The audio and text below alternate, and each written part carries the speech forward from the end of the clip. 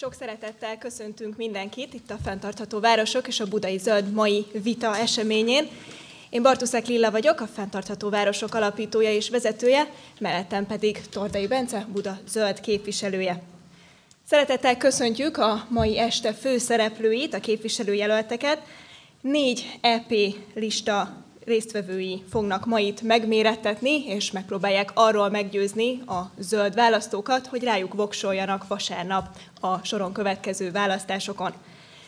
Szeretettel köszöntöm Barabás Rihárdot, a Párbeszéd Zöldek társelnökét, Újbuda alpolgármesterét, a DK-MSZP Párbeszéd lista képviselőjelöltjét.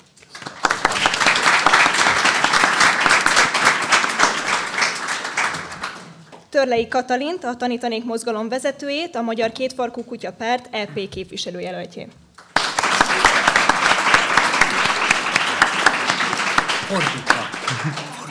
Jaj, nekik mutatjátok. Szeretettel köszöntöm Cseh Katalint, a Momentum európai parlamenti képviselőjét, a Renew Europe alelnökét.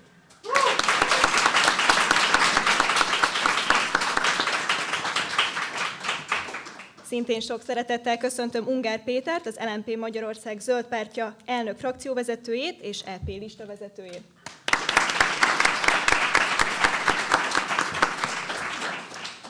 Sziasztok, én is jó estét kívánok, és nagyon köszönöm, hogy eljöttetek, nektek is, és nektek is itt a közönség soraiban. És külön köszönet azoknak, akik élőben közvetítik ezt az eseményt bármilyen közösségi média csatornán, akik pedig online vannak velünk, azokhoz lenne egy kérésem, most nyomjatok a megosztás gombra, hogy minél többekhez eljusson ez a mai vita, ez a mai beszélgetés.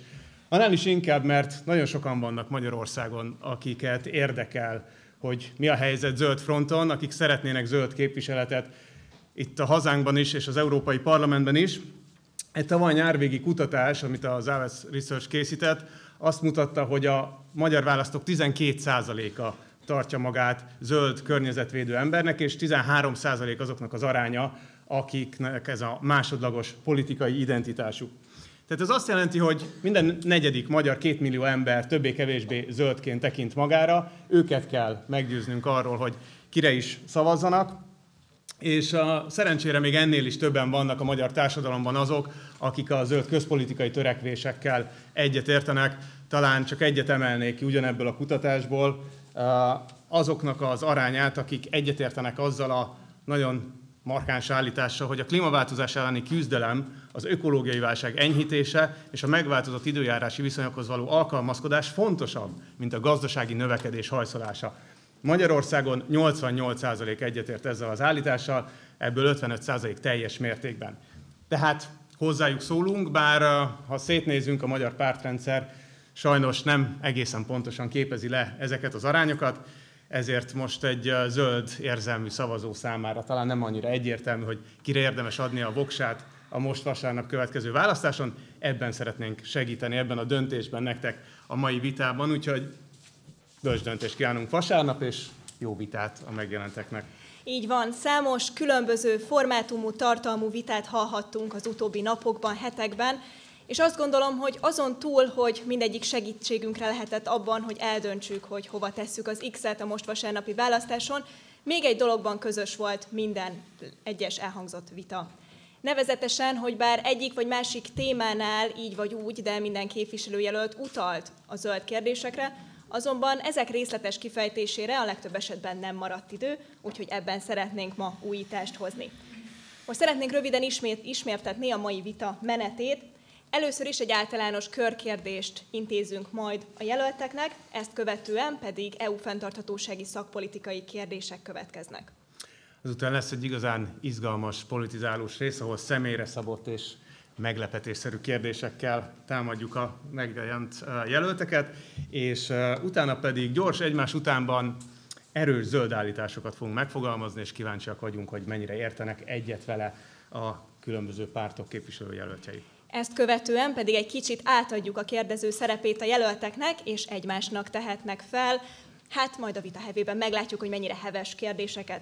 Végezetül pedig majd a zárszó következik, ahol pedig röviden összefoglalva utalhatnak a jelöltek a vita során elhangzottakra, valamint átadhatják kulcsüzenetüket a választóknak. Ez így nagyjából másfél óra lesz, és utána elköszönünk az online adások nézőitől, és lesz még egy fél óránk arra, hogy a jelenlévő újságírók, aztán, hogyha ők kifogytak a kérdésekből, akkor a közönség tagjai is kérdezhessenek a jelöltektől, de azért legyünk emberségesek, tehát ezt egy fél órába próbáljuk belesűríteni. Kezdődjük hát a vita. Az első kérdés rettentően egyszerű és meglehetősen általános. Úgy hangzik, hogy miért szavazzanak rátok a zöldek most vasárnap az EP választáson. A válaszadás sorrendje pedig, amit az imént sorsoltunk ki, úgy néz ki, hogy Cseh Katalin kezd, aztán Barabás Ricsi, Törlei Kata és Ungár Peti a sorrend, tehát az első megszólás joga. Kata, tiéd a 2 perc. Jó napot kívánok, és nagyon szépen köszönöm a meghívást, sok szeretettel üdvözlök mindenkit. Én Cseh Katalin vagyok, a Momentum LP képviselője, a Renew frakció alelnöke, és talán egyike azon számos embernek ebből a teremből, aki elég gyakran kell fel reggelente ilyen masszív klímaszorongással. Árvizek, aszályok, 2023. júniusa óta minden hónap a valaha volt legmelegebb hónap. Elképesztő látni, hogy az elmúlt politikai generációk tehetetlensége és nem türelmsége egy olyan helyzetben navigált minket, amikor már tényleg létkérdés a zöld kérdés. Büszke vagyok arra, hogy az Európai Parlament képviselőjeként az elmúlt mandátumban dolgozhattam azért, hogy ez a helyzet változzon.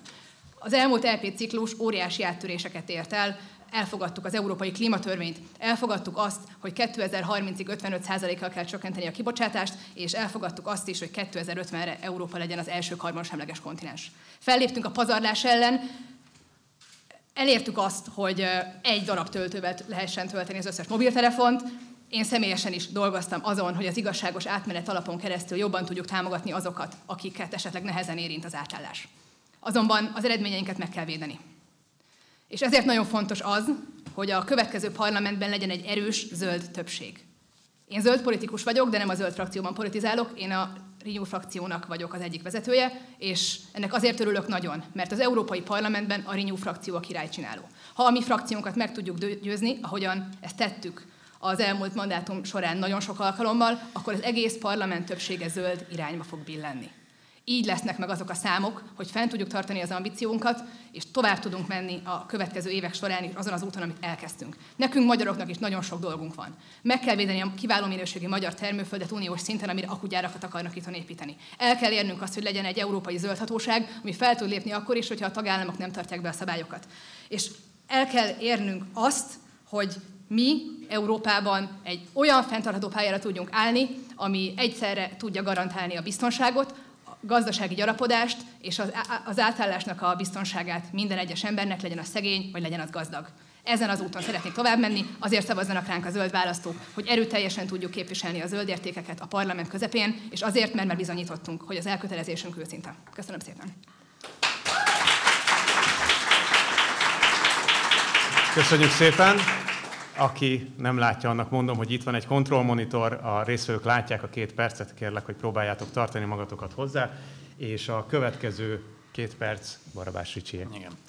Én is nagyon köszönöm a lehetőséget, nagyon megtisztelő, hogy itt lehetek. Kezdeném egy rossz hírrel. Sajnos, aki abban reménykedett, hogy meg fogjuk tudni kerülni azt, hogy a bolygó átlaghőmérséklete 1,5 foknál kevésbé melegedjen fel, az rajta vesztett, hogyha ilyen fogadást szeretett volna kötni. A jelenlegi kutatásaink és előrejelzéseink azt mutatják, hogy a 1,5 fokos felmelegedést még az évtized vége előtt el fogjuk érni. A mondjuk szerencsésebb forgatókönyvek arra utalnak most, hogy a felmelegedés átlaga körülbelül 1,5, 2,5, rossz esetben 3 vagy a fölötti szakaszba érhet majd el az évszázad végéig, bocsánatot kérek. Itt ezek látszólag csak fél fokok, de mondjuk egy fél fok, 2 és 2,5 fokos felmelegedés között 100 milliós vagy akár milliárdos nagyságú klímamenekültet jelenthet majd a következő évtizedekben, amely iszonyatos terhet ró majd a politikai és gazdasági rendszereinkre. És ha már politikai és gazdasági rendszerekről beszélgetünk, a helyzet az, hogy az a polikrízis, talán sokan szeretik, vagy hát legalábbis ismerik ezt a szót a jelenlévők között, az nem egyszerűen egy természeti válság. Ez a jelenlegi gazdasági politikai berendezkedésünknek az általános válsága, amely kihat a gazdaságunkra, a politikánkra, az intézményeinkre és a kultúránkra is. Ha változtatni szeretnénk, és az optimistább jövőképeket szeretnénk megvalósítani, felhasználva mindazt a technológiai fejlődést, ami a kilátásaink között van, de nem csodát várva a technológiai fejlődéstől, hanem készen állva arra, hogy megváltoztassuk a társadalmunkat és a fogyasztási szokásainkat, akkor most zöldekre van szükség az Európai Parlamentben, és bár vicces lehet, hisz hogy én a listánk 7. helyén vagyok, ezt szeretném adresszálni, hogy az előző ciklusban a sokak általán talán nem annyira kedvelt DK-sok voltak a legzöldebb képviselők, és készen állnak arra, hogy a Szociáldemokrata és Zöld Szövetség keretein belül azokat a zöld programokat valósítsák meg, amit a Párbeszéd Zöldek javasol. Nagyon örülök annak, hogy Cseh Katka elkötelezett zöld, de az a helyzet, hogy a liberális Renew nagyon súlyos károkat okozott, például a természeti helyreállítási jogszabálycsomag elfogadásakor, de erről még fogunk beszélni. Hajrá zöldek!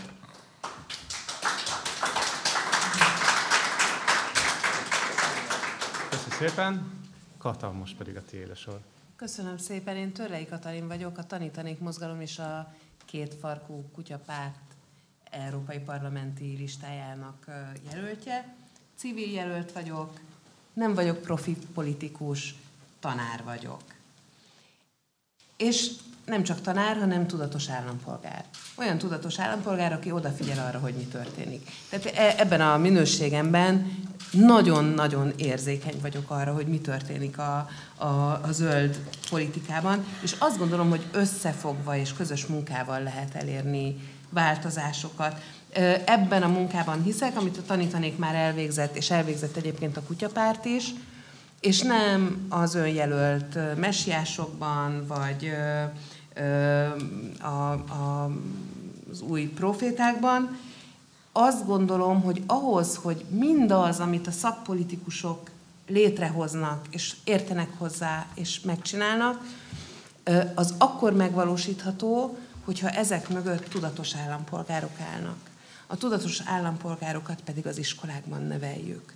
Tehát én az oktatásban hiszek. Én abban hiszek, hogy meg lehet tanítani azt, hogy hogyan legyünk zöldek, zöld tudatosak, klímatudatosak, és itt nem csak az egyéni gesztusokra gondolok, hanem arra is, hogy meg lehet tanítani azt, hogy hogy legyünk olyan tudatos állampolgárok, akik kikényszerítik a jó döntéseket. Én ezért hiszek abban, hogy kell egy oktatási minimum európai szinten, ami ezt megerősíti, és nem csak a gazdagodásról vagy a gazdasági kérdésekről kell beszélni, hanem főleg és leginkább a szociális kérdésekről, és arról, hogy azok a fiatalok, akiket ez érint, és akik ebben nagyon is erősen részt vettek, kiálltak a maguk érdekeiért zöld ügyekben is, hogy ő melléjük álljunk oda, és őket támogatva dolgozzunk tovább.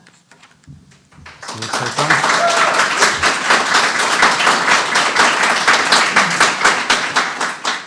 És akkor ebben a körben utolsóként Peti, tiéd a szó. Köszönöm szépen én is a lehetőséget. Én azzal szeretném kezdeni, hogy a zöld átállás és a klímaváltozás elleni harc tekintetében mindig fölmerül egy kifejezés, ez a klímaigazságosságnak a kifejezése. Alapvetően ezt a harmadik világ, vagy a globális dél és a központi országok, a gazdag országok közötti kapcsolatra értik, de szerintem itt az idő, hogy ennek a kapcsolatnak végre elmondjuk, mi a lényege Európai Uniós kontextusban. Itt arra gondolok, hogy sajnos hiába történtek előrelépések valóban az Európai Parlamentben, a klímaváltozással szembeni harc tekintetében azt látjuk, hogy az autóipar foglyul ejtette az európai zöld átállást, és ennek Magyarországon elég nagy bizonyítéka az az akkumulátorgyarmatosítási őrület, ami folyik. Véleményünk szerint az a zöld átállás, ami az autóiparnak a szája íze szerint történik, az egy rossz zöld átállás, ami nem fog valódi eredményre vezetni. De ezen belül van egy filozófiai kérdés, ami kapcsolódik ehhez. Nemrég megnéztem azt a térképet, amit még kiküldtek az európai zöldek, amikor még küldtek ki nekem ilyeneket, ami arról szól, hogy az Európai Unió álamain belül a zöld pártoknak a támogatottsága hogy áll. Ne figyeljünk egy pillanatra a magyar kontextusra. Azt látjuk, hogy az északnyugati országokban a zöld pártoknak jelentős támogatottsága van, és amint keletre megyünk vagy délre, bezuhan. És véleményem szerint ez részben azért van, mert a zöld politika nem reagál specifikusan azokra a problémákra, amik ezekben az Európai Unió perifériai országaiban vannak, azért, mert nem reagál olyan több krízisre egyszerre, ami kapcsolódik a megélhetési válsággal. És itt a végén egy dolgot szeretnék mondani. Amiben engem meggyőztek az LMP-sek az elmúlt 13 évben az az, hogy a fogyasztói társadalom értékrendje elleni harc nélkül nem lesz valódi zöld politika. Valamilyen módon szembe kell fordulnunk azzal a fogyasztói társadalmi értékrenddel, ami ezt a rossz gazdasági rendszert megteremtette, és ehhez igenis ki kell mondani népszerűtlen dolgokat, például olyat, hogy le az avokádokkal Magyarországról. Köszönjük szépen!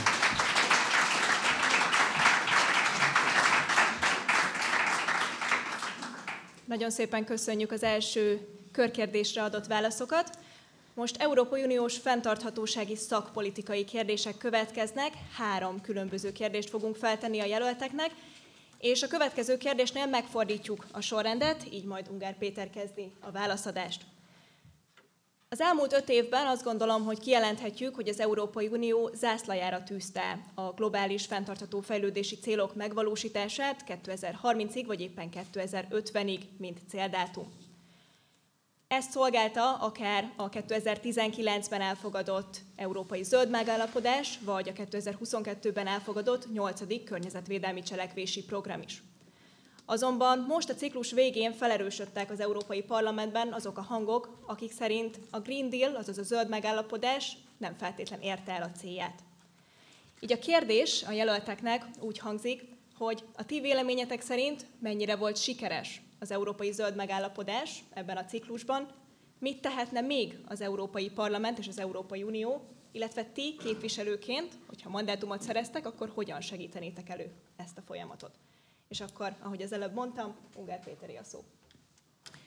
Azzal szeretnénk kezdeni, ami kicsit a jövőre mutat, de majd válaszol a kérdés érdemi részére, hogy úgy tűnik, hogy Ursula von der Leyen arra készül, hogy a Néppárttal és a Néppárttól jobbra lévő pártokkal alakít majd koalíciót az Európai Parlamentbe. Az első dolog, amit ki fog dobni a buszból, van ilyen szólásmondás, mindegy, az az európai zöld összes elért eredmény lesz. Tehát én szerintem nagyon fontos, hogy most ebben a körben kimondjuk azt, hogy Ursula von der Leyent nem fogjuk többet szavazatunkkal támogatni, hogyha bármelyik pártszövetség mandátumot szerez, ugyanis az a helyzet, hogy hiába mondott szép dolgokat a bizottság elnöke beszédekben, ezeket valóban nem követték sokszor cselekedetek. Voltak előrelépések, de itt újra visszatérnék az elektromobilitási céldátumokkal kapcsolatos dologhoz egy pillanatra. Az elektromobilitási céldátumok ebben a formában nem jók. Az elektromobilitás önmagában, és ebben szeretném ismételten megkövetni Smuk Erzsébetet és Gyula Ivánt, akik a fülemre beszéltek 3 éven keresztül, és mostanra hatott, az elektromobilitás összességében nem fogja megoldani a klímaválságot, elválasztja a környezetszennyezés és a felhasználásának a helyét, és azoknak a nagy anyagi problémáinknak, mint a foszforciklus, vagy különböző nemesfémekből okozott bányászati tevékenység nem jelent valódi megoldást, sőt, sokszor a problémát súlyosbítja. Tehát ezzel nem értünk egyet. És még egy részére ennek hadd térjek ki, ez pedig az agráriummal kapcsolatos része. Voltak a mezőgazdaságban dolgozóknak valós problémái, és szerintem ebben a körben mondjuk ki, hogy Nyugat-Európában az agrárlobby fizetett azért sokaknak, hogy tüntessenek. Tehát itt a kettő egyszerre... Meg az MCC. Meg az MCC, így van. Ezek egyszerre történtek, de azt ki kell mondani, hogy az Európai Unió közös agrárpolitikájához, amíg nem nyúlunk hozzá érdemben, mivel ez a legnagyobb összeg, amit az Európai Unió elkölt, addig nem lesz érdemi Európai Uniós cselekmény a klímaváltozással szemben. Az Európai Unió közös agrárpolitika egy szörnyszülött, itt az idő, hogy meggyilkoljuk.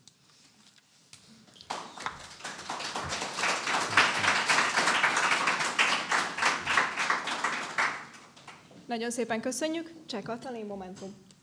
Azt hittem, hogy másik irány. Jó. Ahogyan említettem, én büszke vagyok arra, amit az Európai Parlament elért az elmúlt 5 évben, még akkor is, hogyha az utolsó 1,5 évben a szélsőjobbra toródás első jeleként sajnos pár kulcsfontosságú törvény valóban az áldozatául esett az előretörő populizmusnak, és a Néppárt és a tőle jobbra álló pártok koalíciójának, ami egyértelműen a bolygóvédelmével szemben határozta meg magát. Éppen ezért gondolom azt, hogy kulcsfontosságú az, hogy milyen lesz a többség az új Európai Parlamentben, és Ungár Péterrel vitatkoznék, mert a jelenlegi kalkulációk szerint nincs olyan többség, ami fenntartható lenne a liberálisok nélkül, és mi egyértelműen kimondtuk, hogy a Néppártól jobbra levő pártokkal nem fogunk koalícióra lépni. Szóval ezért fontos az, hogy legyen egy erős zöld hang az Európai Liberális frakcióban, hogy fenn tudjuk tartani az eddigi sikereinket, és tovább menjünk. Hoztunk egy csomó törvényt, az a probléma, hogy nem tartjuk be őket. Az a probléma, hogy már most azon mesterkednek pártok, hogy hogyan fogják ezeket a törvényeket átírni.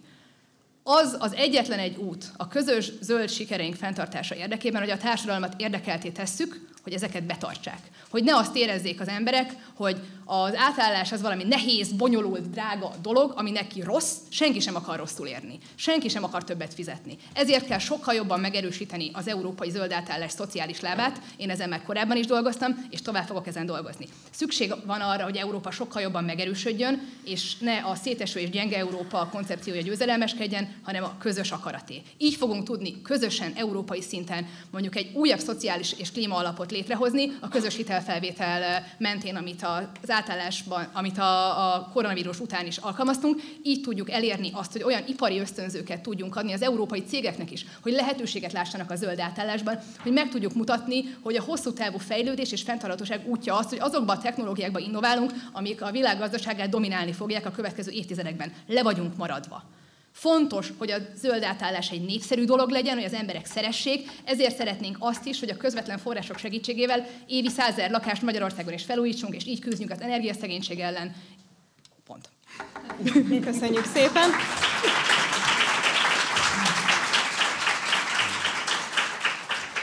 Törlei Katalin. Nem tudok ilyen tempóban beszélni, de igyekszem. Szóval azt gondolom, hogy a Magyar Kétfarkú Kutyapárt és én magam is a zöld frakcióhoz fogunk csatlakozni. És ez egyfajta garancia arra, hogy ezek a zöld kérdések megnyugtató módon és erőteljes hangon lesznek képviselve. Amit én gondolok állampolgárként a Green Deal-ről, az, hogy ez egy nagyon jó kezdet, de valahogy nem elég gyors, nincs eléggé betartatva, és főleg valahogy a szociális része nincs eléggé kidomborítva. Tehát én nagyon szeretném arra tenni a hangsúlyt, hogy ezt nem, az egész átmenetet nem lehet anélkül megtenni, hogy nagyon erőteljes szociális intézkedéseket tegyünk azért, hogy ne azok szenvedjenek a zöld átmenettől, akik egyébként is a legnehezebb helyzetben vannak. És még egy dologra szeretnék hangsúlyt tenni, hogy ahhoz, hogy ez a nagyon-nagyon fontos dolog átmenjen, ahhoz az kell, hogy az európai állampolgárok értsék, hogy miről van szó. És nagyon sokszor nem értik. Tehát egy olyan folyamatra van szükség, egy olyan munkára van szükség, ahol sokkal-sokkal érthetőbbé tesszük mindazt, ami történik, hogy ez ne legyen bonyolult és absztrakt dolog. A jelenlegi szociális része ennek az egésznek, a szociális klímaalap egy nagyon jó indítás, de ott sem elég. Lakhatási probléma van, vízhez hozzáférési probléma van, a közlekedéssel kapcsolatban rengeteg probléma van, és ezeket nem csak meg kell valósítani, de érthetővé kell tenni azoknak a számára, akik egyébként majd szavazatokat fognak adni ezekre a programokra. Tehát egyenlőségre van szükség, kommunikációra van szükség, és vízre van szükség, és rám van szükség.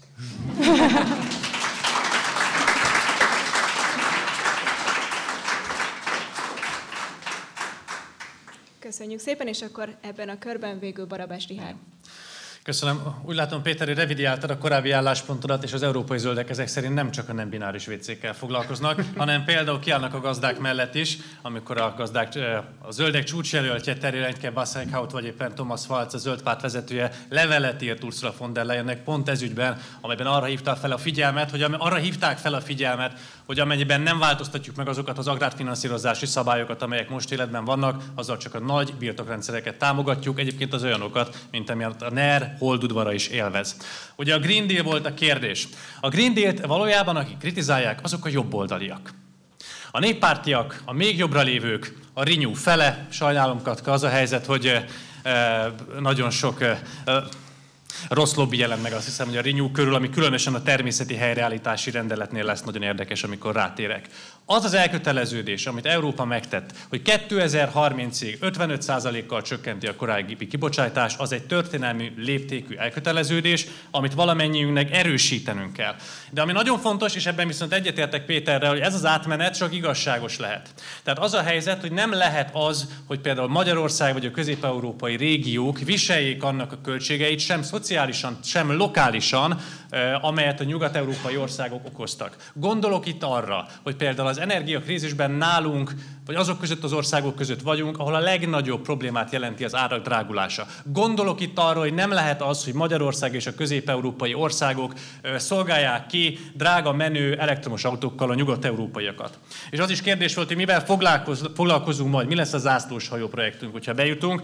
Én két dolgot szeretnék, egész pontosan hármat említeni. Az egyik, hogy egy szociáldemokrata és zöld pártszövetség képviseletében működő, ráadásul magyar politikus, azt gondolom, hogy jó eséllyel tud lobbizni azért, hogy visszakerüljön a tanácsülésre a határozatlan időre levett természeti helyreállítási rendelet, valamint azt is nagyon fontosnak gondolom, hogy a környezeti felelősségi irányelvet, tehát azt, hogy a szennyezők fizessenek, és ez egy biztosítási rendszert alakítsunk ki, ami beépül az árakba, a következő 7 éves ciklusban meg tudjunk valósítani.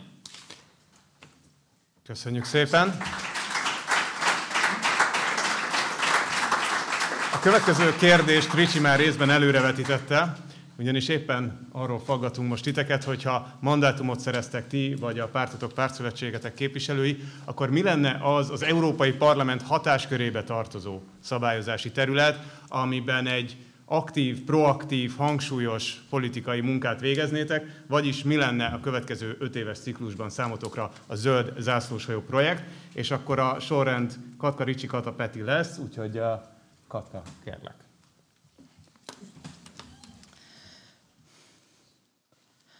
A következő 5 évben nagyon fontos az, hogy ahogyan korábban is említettem, megerősítsük a szociális lábát a zöld átállásnak. Én eddig is költségvetési kérdésekkel foglalkoztam, és ezután is azzal tervezek. Büszke vagyok arra, hogy a munkánknak köszönhetően több mint 40 milliárd euróval több közvetlen forrás jött létre, és ezekből már jelenleg is fenntartható projekteket hoznak létre, magyar települések, magyar budapesti kerületek. Ezt az arányt kell növelni. Nagyon sok szép elv van, és hogyha nem teszünk mögé pénzt, akkor az elvek csak szép elvek maradnak, és nem lesz valódi gyakorlati haszna. Azt kell elérnünk, hogy igenis segítsük azokat, akik az átállás során esetleg nehézségeket látnak az életükben. Hogy segítsük azokat a vállalkozókat, akik mondjuk most egy kicsit meg vannak ragadva, hogy merre is induljanak, hogyan tudnak innoválni, ösztönözzük őket, hogy zöld technológiákba fektessenek.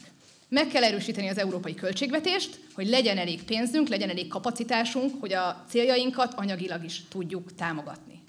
De emellett vannak olyan célok, amik kifejezetten egész Európa számára is kiemelten fontosak. Ugye Péter említette már a közös agrárpolitikát, a közös agrárpolitikának az új verzióját is a következő mandátumban fogjuk megalkotni, mind ahogy a következő 7 éves költségvetést is. Az, hogy a pénzügyi ösztönzők jók legyenek, hogy a pénzügyi ösztönzők támogassák az átállást, az az alapvetése, hogy bármi is megvalósuljon azokból a szép politikákból, amiket mi eddig szerettünk volna.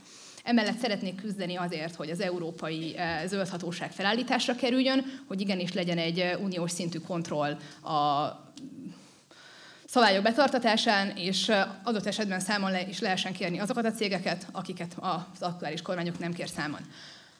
És egy nagyon fontos dolgot csak így 5 másodpercben Barabás Richárdnak a következő felszólalásában esetleg lehetne, hogy a saját szavazásaimat kéred számon rajtam, és nem azokét, akik így nem én vagyok. Tehát én a saját szavazataimmal nagyon jól tudok elszámolni, a többiekét esetleg Dániában vagy az oda tartozó vitán lehetne az aktuális embertől. Köszönöm szépen!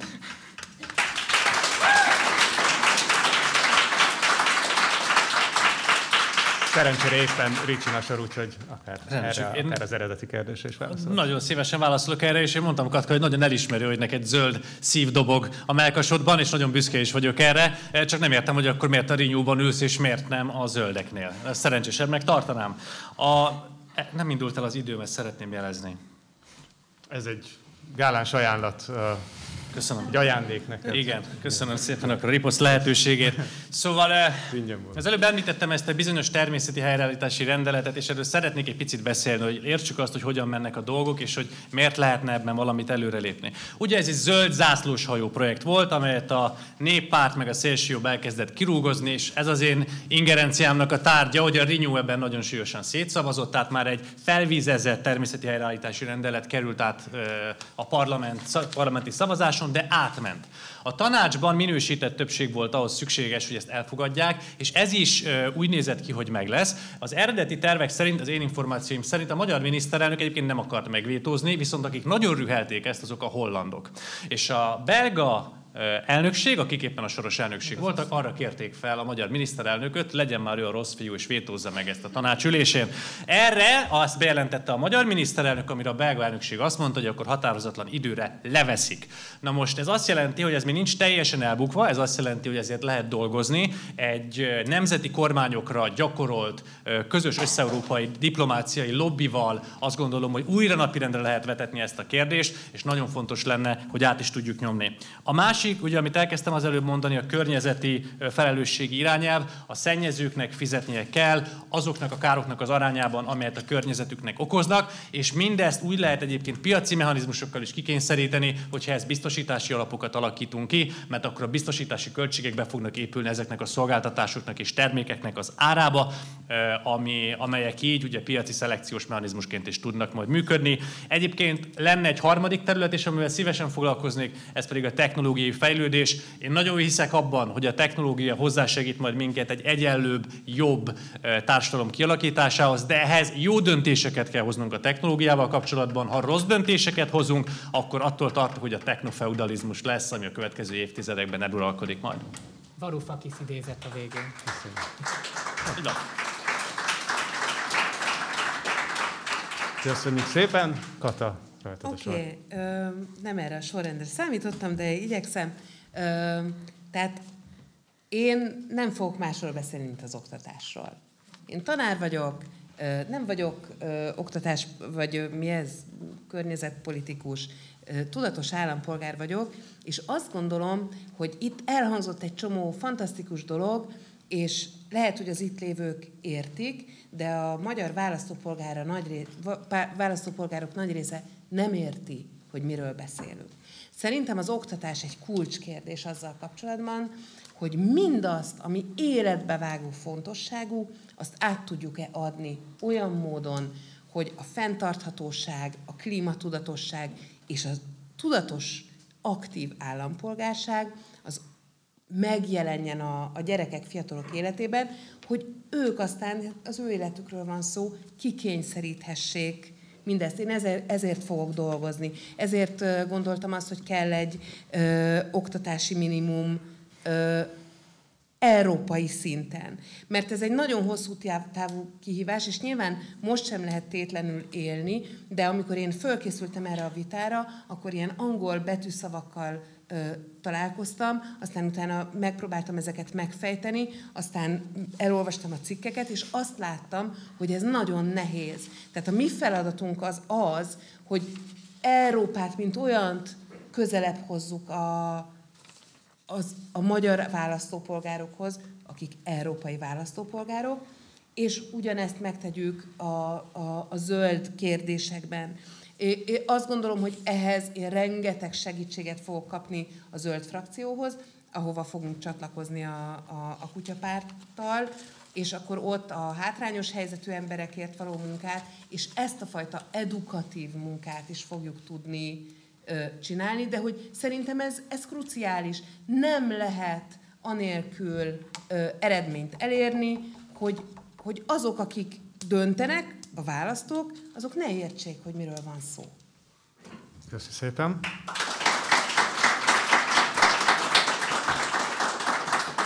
És akkor zászlóshajó projekt kérdés, Peti. Egy 3 másodpercben hadd reagáljak a vitára, amit fölmerült. Én aztán tudom a Momentumot kritizálni, meg szerintem elég sok idézetet lehet mondani, ahol én ezt megtettem, de amikor készültem a vitára, végignéztem az Anna meg a Katka szavazatait, és alapvetően nincsenek velük problémák, pár részletkérdést leszámítva, ami a genetikailag módosított élelmiszer meg ilyenekkel kapcsolatot. Egy szavazást láttam, nyugalom. Jó, majd átküldöm. A másik, hogy én szerintem két dolog van. Az egyik az elektromobilitás, a másik a közös agrárpolitika. Tudom, hogy rendkívül unalmasan hangzik ez a közös agrárpolitika, és már a közmédiás vitában is elmondtam, de ez egy akkora összeg, tehát akkora része az EU-s költségvetésnek, hogy ennek az elköltése alapvetően befolyásolni fogja, hogy mi mennyire tudunk zöld átállást európai szinten végrehajtani. Rossz hírem van, Ricsi. A holland kormány ugye most megalakult, benne van az a párt sajnos, ami az egész természetvédelmi kérdéskörben pont az ellenkezőt mondja, ott olyan kőkemény vétó lesz a tanácson folyamatosan, és persze Orbán Viktor ehhez csatlakozni fog, mert minden rossz táncban benne van, hogy sajnos arra az esély, hogy az közös agrárpolitikába bármilyen ökológiai mérőszámokat be tudjunk vinni, hogy mondjuk tudjuk a pétisónak a felhasználását csökkenteni, és ezer ilyen dolog van, valamit kezdjünk a Földnek a nitrogénciklusával, erre az esély sajnos csak akkor van, hogyha erre valamilyen mozgalmi módon külön figyelünk. És a másik probléma az elektromobilitással kapcsolatban. És ez a kettő összefügg, hogy nagyon sok olyan lobby szabályozást próbált elfogadni az Európai Parlament, ami részben átment. Szeretném elmondani, hogy itt a Renew frakció amúgy a szocialistáknál jobban szavazott, csak most már mindjárt abba hagyom a Momentum védelem fél órát, de ezek a lobby azért nagyon súlyos problémák, mert az Európai Parlamentben, és nem szeretünk erről beszélni, mert a Fidesz erről beszél, de ettől még igaz, tele van súlyos nagyipari lobbyügyekkel. Tudom a Qatari ügyet említeni, tudom a Pfizer ügyet említeni Ursula von der Leyennel, és ezzel az a probléma, hogy ugyanúgy a mezőgazdasági és az autólobby is fogjul ejtette ezeket a nagy szabályozásokat. Köszi szépen.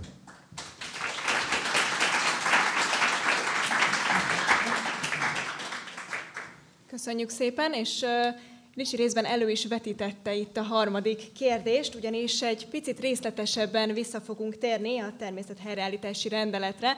A következő körben a válaszadási sorrend Ungár Péter, Törlei Katalin, Barabás Richárd és Cseh Katalin lesz. A kérdés pedig úgy szól, ahogy hallhattuk is, hogy a megváltozott magyar szavazat miatt végül nem került a tanács napirendjére a természethelyreállítási rendelet.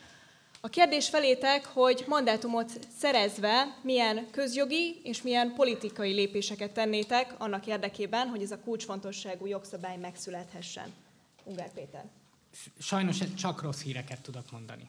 Tehát úgy alakulnak az európai tagállami választások, hogy a tanács ebből rosszabb lesz. Most mondtam a holland kormányalakítást, még tudok mondani pár ilyen példát, és úgy fog alakulni az Európai Parlament többsége, és itt mindjárt átérnék a Katka konkrét mondatára, hogy az is alapvetően rosszabb lesz. Én értem azt az akaratot, hogy Ursula von der Leyen megpróbáljuk kiszedni a saját maga által állított fogságból, amit önmagának állított föl a szélsőjobbal, de sajnos ez nem fog sikerülni. Neki a német választások miatt, meg egyéb okok miatt az az érdeke, hogy egy szélsőjobboldali néppárt koalíció jöjjön létre. Ha magyarra fordítva ez lesz a Magyar Péter Orbán Viktor koalíció az Európai Parlamentben, és ezzel az a probléma, hogy ennek az egyik fő zászlóshajója az, hogy ezt az egész rendeletcsomagot, meg az ezzel kapcsolatos Európai Unió szabályozásokat meg akarják gyilkolni. Tehát szerintem csak a bizottságnak az ellenfeleként, politikai ellenfeleként lehet ezért érdemben harcolni, mert ettől a bizottságtól sok jót nem várhatunk. És az is egy súlyos probléma szerintem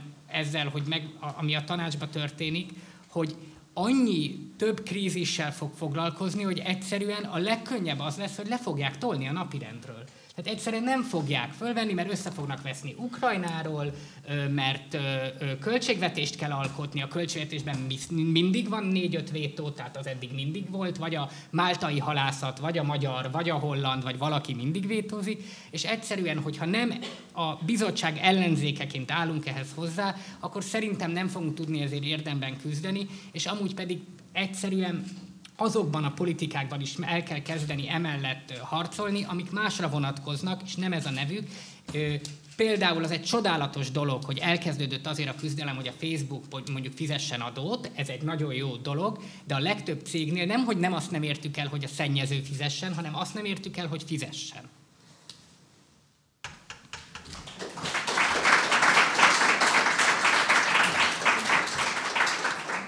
Köszönjük szépen, Törlei Katalin. Köszönöm szépen. Én nem tudom, hogy ebben a teremben ki érti egészen pontosan, hogy pontosan miről van szó, és mi az, amit megvétózott a magyar kormány, és vigyázat, nem Magyarország, hanem a magyar kormány. De hogy én itt megint szeretném arra felhívni a figyelmet, hogy ezért kell a jó oktatás, hogy valahogy a jó oktatás és a jó kommunikáció a magyar állampolgárokkal és az európai állampolgárokkal, hogy mindenki értse, hogy mi a tét. Mert aztán, hogyha mindenki érti, hogy mi a tét, akkor igenis rá fogja szorítani a saját kormányát, vagy azokat a politikai erőket, akik döntéshozói pozícióban vannak, hogy jó döntést hozzanak.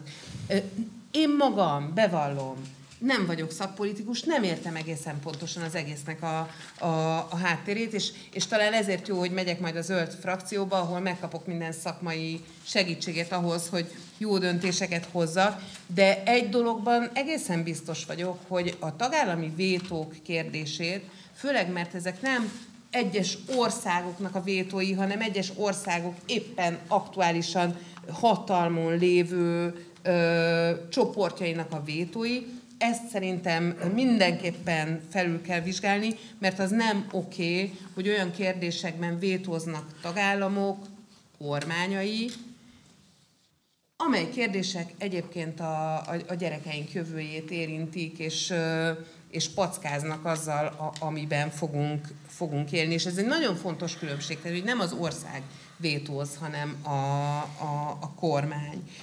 És ebben a témában én nagyon szeretnék valami komolyabb reformot. Tehát fontos kérdésekben ne lehessen ilyen gazdasági érdekeknek megfelelő vétókat hozni. És amit még hozzá szeretnék tenni, hogy az ezzel kapcsolatos társadalmi vita Magyarországon elmaradt, máshol voltak gazdatüntetések és társadalmi viták, itt Magyarországon erről nem volt szó.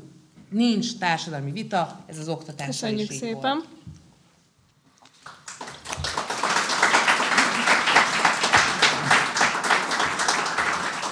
Barabás Richárd. Köszönöm. Péter kedves, egy baráti csipkelődést engedj meg, mert most már másodjára üti meg a fülem, hogy milyen zavaros dolgokat mondasz az európai intézményrendszerekről. Azt mondtad, hogy a tanácsülésben össze fognak veszni az emberek, vagy a különböző kormányok, és ezért a bizottság ellenzékének kell lenni. Nekem ez egy picit furcsa, és ez már a második, mert a köztévén a vitán pedig azt találtad mondani, hogy az Európai Parlament az úgyis csak egy konzultatív testület, amely egyébként tényszerűen nincs így. A 70-es években valóban így indult, de most már nagyon komoly jogalkotási és együttdöntési jogai vannak a bizottsággal, nemzetközi megállapodásokat fogad el, dönt az EU bővítéséről például, valamint egyébként meg tudja buktatni a bizottságot. Tehát ez egy elég súlyos jogkörök az Európai Parlamentben. De pont a te érvelésed, kedves Péter, az, amelyik azt mondja, hogy nem szabad fenn, amiből az következik szerintem, és az én pártszövetségem ebben nagyon hisz, hogy nem szabad fenntartani a vétójogot. Meg kell erősíteni az Európai Unió egységét. Dobrev Klára listavezetőnk ezt úgy mondja, hogy Európai Egyesült Államok. Nekem egy kicsit ez bántja a fülemet, de kommunikációsan értem, hogy mit szeretne vele mondani. Szoktunk erről egy kávé mellett olykor vitatkozni, hogy ez a jó terminológia. Olyan Európai Uniós döntéshozatalra van szükség, ami az Unió egészét képes figyelembe venni, és amelyik nem akadályozza meg, amelyeket nem lehet megakadályozni egy-egy trollkodással, egy-egy vétóval. De hogy miért van erre szükség? Nem azért, mert elfogulatlanul nyugatpártiak lennénk, és elhinnénk a 90-es évek SZDSZ-nek narratíváját, kedves Péter, hanem azért, mert abban a geopolitikai környezetben, ahol az USA és Kína verseng egymással, az Európai Uniónak erőkivetítési képességgel kell rendelkeznie, a piacának az erején keresztül normatívan kell nyomást gyakorolnia a többi nagyhatalomra, és ahogy nagyon helyesen mondtad, egyébként közös hadsereget is fel kell állítani, az viszont nem megy úgy, hogyha nincs egységes politikai irányítás, és nincs egységes külpolitika, ugyanis pont a vétó kizárja, úgyhogy az általad olykor hangoztatott, úgy emlékszem, ezt mondtad többször, hogy nemzetek Európája koncepció, azt szerintem, én majd visszakeresem, úgy emlékszem, hogy ezt többször hangoztattad, az biztos, hogy teljesen téves, erős Európára van szükségünk, amely képes érvényesíteni a környezetvédelmi szempontokat is. Köszönjük szépen! Végül ebben a körben zárásként Cseh Katalin. Én visszakanyarodnék egy kicsit az eredeti kérdéshez, és valóban egyetértek amúgy azzal, hogy jelenleg eléggé szomorú a helyzet. Ugye az történt, hogy minden meg lett szavazva, és a legutolsó kb. Ilyen jóváhagyó pecsétet nem rakta rá a tagállamok vezetése, mert akkor találta ki, ugye pár ország, hogy ez neki mégsem tetszik. És ez most így befagyott. Ez egy nagyon nehéz helyzet. Egy példát hoznék, hogy esetleg mi lehet kiút. Szoktak befagyni amúgy ilyen jogalkotások, például a jogállamisági mechanizmus is egy ilyen befagyott jogalkotás volt, amin én személyesen dolgoztam a mandátum első felében. Éveken keresztül meg volt alkotva a törvény, benne volt a fiókban.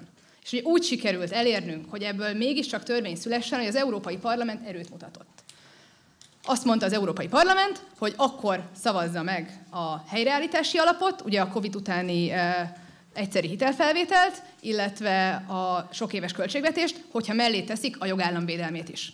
És ezt azért tudtuk elérni, mert mi a Renew frakcióban ültünk, mert mi voltunk a kulcs a többséghez, és a Renew frakció azt mondta, hogy amíg ezt a törvényt nem blokkolják ki, addig mi nem szavazunk meg semmit. És nélkülünk nem lehetett volna átvinni ezt. Na ezért ülünk amúgy a Renew frakcióban. Mert itt lehet hatást elérni. És lehet, hogy nem értek egyet minden kollégámmal mindenben.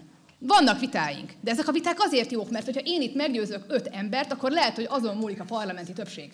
Lehet, hogy nagyon jókat lehet beszélgetni egy olyan körben, ahol mindenki mindenkivel egyetért, de én azért megyek az Európai Parlamentbe, mert ott magyar politikusként érdemben tudom formálni a világpolitikát, Európa sorsát, és azt, hogy a környezetet hogyan védjük. És ezt meggyőződésem szerint legjobban a parlamenti többség közepéről, a Renew frakcióból lehet megtenni. És ezt gondolom a természethelyreállítási alap sorsáról is. Ha a parlament belátja azt, hogy van ereje, mert igazából itt mind a két végpontnak egy kicsit igaza van, meg nincs.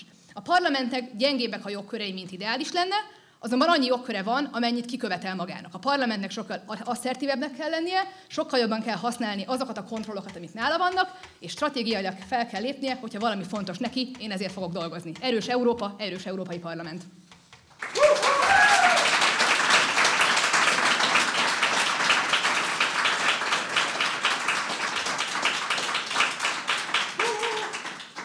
Nagyon szépen köszönjük, és szegény Katkának most nem sok levegővételnyi ideje marad, mert hogy a következő körben pedig politikai tartalmú, kicsit talán kellemetlen kérdések következnek, és jelöltenként 2 kérdéssel készültünk, természetesen ezek bár egymás után kerülnek feltételre, de válaszolni külön-külön lesz rá lehetőség. És akkor a sorrend pedig Cseh Katalin, Barabás Richárd, Törlei Katalin és Ungár Péter lesz. Az első kérdés Katkához pedig úgy szól, hogy a Momentum 2024-ben elindította európai polgári kezdeményezésként az Európai Környezetvédelmi Hatóságot. Ezzel kapcsolatban számos kérdés felmerült, többek között, hogy európai parlamenti képviselőként biztos, hogy ez a leghatékonyabb eszköz, hogy várhatóan időben és sikeresen összegyűlnek-e az aláírások. Amennyiben igen, úgy mit gondolsz, tud ez hatékonyan működni, és miért? És ha esetlegesen nem szereznétek mandátumot a választáson, akkor továbbra is fontosnak és zászlóshajó projekteteknek tartjátok-e majd? Jaj, de jó, én kellemetlenebb kérdésre számítottam. Ez egy tök jó kérdés.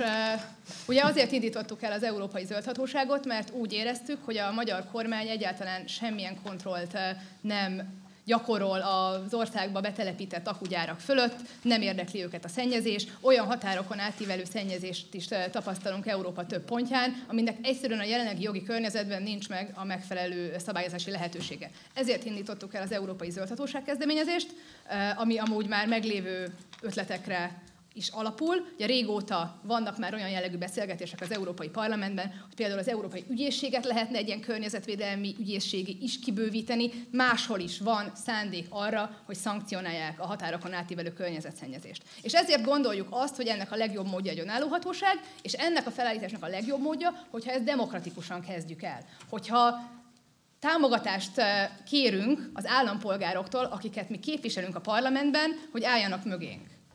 Én azt gondolom, hogy ez egy kiváló módja a közvetlen demokrácia gyakorlásának. Ugye nekünk az egész eredetünk is innen indult. Ugye a olimpia során az olimpia rendezésről kérdeztük meg az embereket, mi hiszünk ebben a módszerben. Szerintem ez jó, szerintem ez helyes. Minél több olyan eszköz kellene amúgy az Európai Unióban, ahol közvetlenül az állampolgárok véleményét be lehet csatornázni a döntéshozatalba. Én azt gondolom, hogy nagyon sok országban van ennek támogatása. Elég csak arra gondolni például, hogy amikor a sajószennyezés történt, amit Donáth Anna és egy szlovák EP képviselőtársam szintén a Renew frakcióból, Mihály Vízik közösen tematizáltak, ott is azt látták, hogy nagyon-nagyon nehéz jogilag fellépni. Szóval én hiszek abban, hogy a megválasztásunkat követően ennek egy erős támogatottsága lesz, és azon fogunk küzdeni, hogy ahogyan intézményi reformot más téreken is el tudtunk érni, ugye az Európai Ügyészség is egy alulról jövő kezdeményezés volt, ezt is fel tudjuk állítani, és ide legyen kötelező csatlakozni, nem legyen opcionális. Arra nincs tervem, hogy mi van, ha nem jutunk be, mert mind a ketten folytatni fogjuk a munkát, szóval a parlamentben fogunk dolgozni a kezdeményezés sikeréért.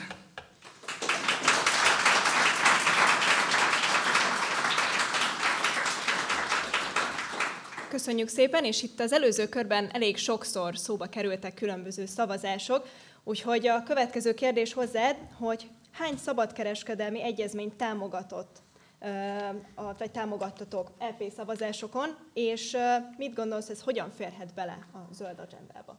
Számszerűleg hányat? Hát mondjuk azt tudom mondani, hogy például az utóbbi hónapokban volt az Európai Unió és Új-Zéland közötti szabadkereskedelmi egyezmény, amit azért is támogattunk, mert szerintem ez egy mintája annak, hogy hogyan kell, hogy kinézzen egy szabadkereskedelmi egyezmény. Ez egy olyan szabadkereskedelmi egyezmény, aminek egy nagyon-nagyon erős és kötelező garanciákkal járó zöld lába van, amúgy szolidaritási lába is van, nemek közötti egyenlőségi lába is van, és én hiszem azt, hogy ez mintája lehet annak, hogy hogyan tudunk mi fenntarthatóan kereskedni partnerekkel, hogyan tudjuk elérni azt, hogy az Európai Unió a gazdasági súlyán keresztül pozitív változásokat eszközöl ki máshol is, hogyan tudjuk a gazdasági erőnket pozitív cselekvéssé konvertálni. Szerintem ez egy jó út. Ugye az a probléma nagyon sok szabadkereskedelmi egyezménnyel, vagy annak a tervezetével, hogy beleírnak dolgokat, amiket ugye aztán nem tartanak be. Általában mik azok a részek, amiket nem tartanak be? Pont a munkahely, tehát hogy az etikus munkavégzésre vonatkozó részek, a kis környezetvédelmi szabályok, ezek ilyen kis lábjegyzetek, ugye ott vannak lent, nincs elég erős jogi kötőereje. Az Új-Zélanddal való megegyezés pont azért jó, mert itt megkapták azokat a kiemelt prioritást, ezek a fontos témák, amik szerintem az Európai Unióhoz méltóak, és ahogyan korábban is mondtam, szerintem ez egy jó irány lehet, hogy hogyan tudjuk megreformálni azt, hogy hogyan kereskedünk másokkal.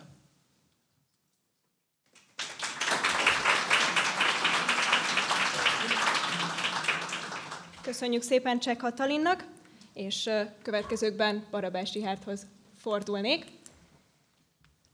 Én azt gondolom, hogy ha megnézzük a különböző mandátumbecsléseket, akkor ugye arra számíthatunk, hogy a koalíciótok nagyjából 2-3 mandátumra számíthat a választásokon. Természetesen vasárnap majd kiderül, hogy mi lesz a végeredmény.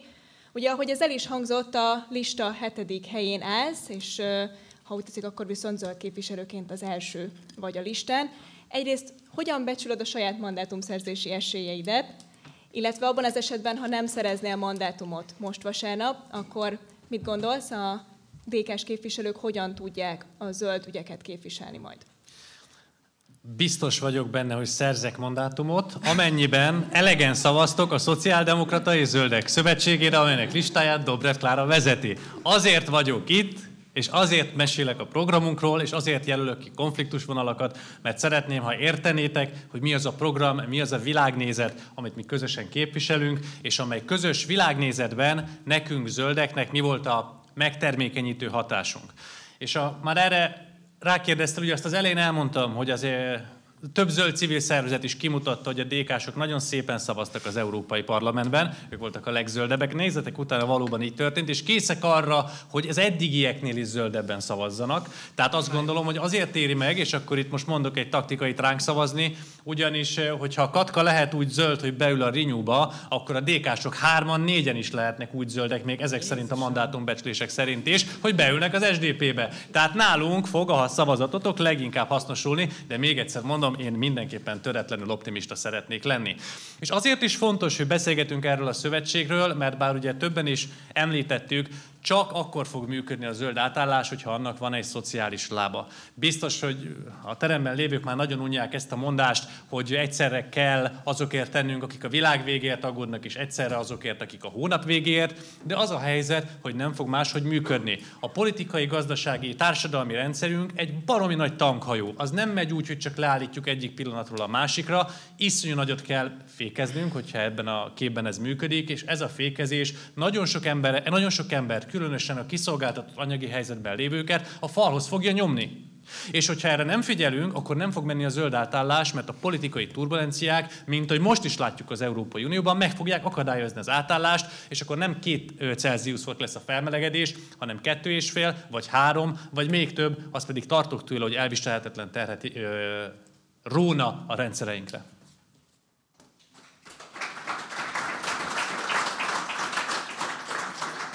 Köszönöm szépen, és erre rákapcsolódna a hozzád intézett második kérdés is. Nevezetesen, hogy itt az elmúlt hetek, napok vitáin különböző kérdésekre választ adva nagyjából megismerhettük a közös koalíció programját. Mennyiben zöld ez a program? Itt kicsit ebbe még hagy kérdezzünk bele. Elemezd kérlek nekünk azokat a pontokat, amelyek szerint úgy gondolod, hogy valóban bárki is kerül a mandátumhelyekre, méltán tudja képviselni a zöld nézeteket és a fenntarthatósági átállást.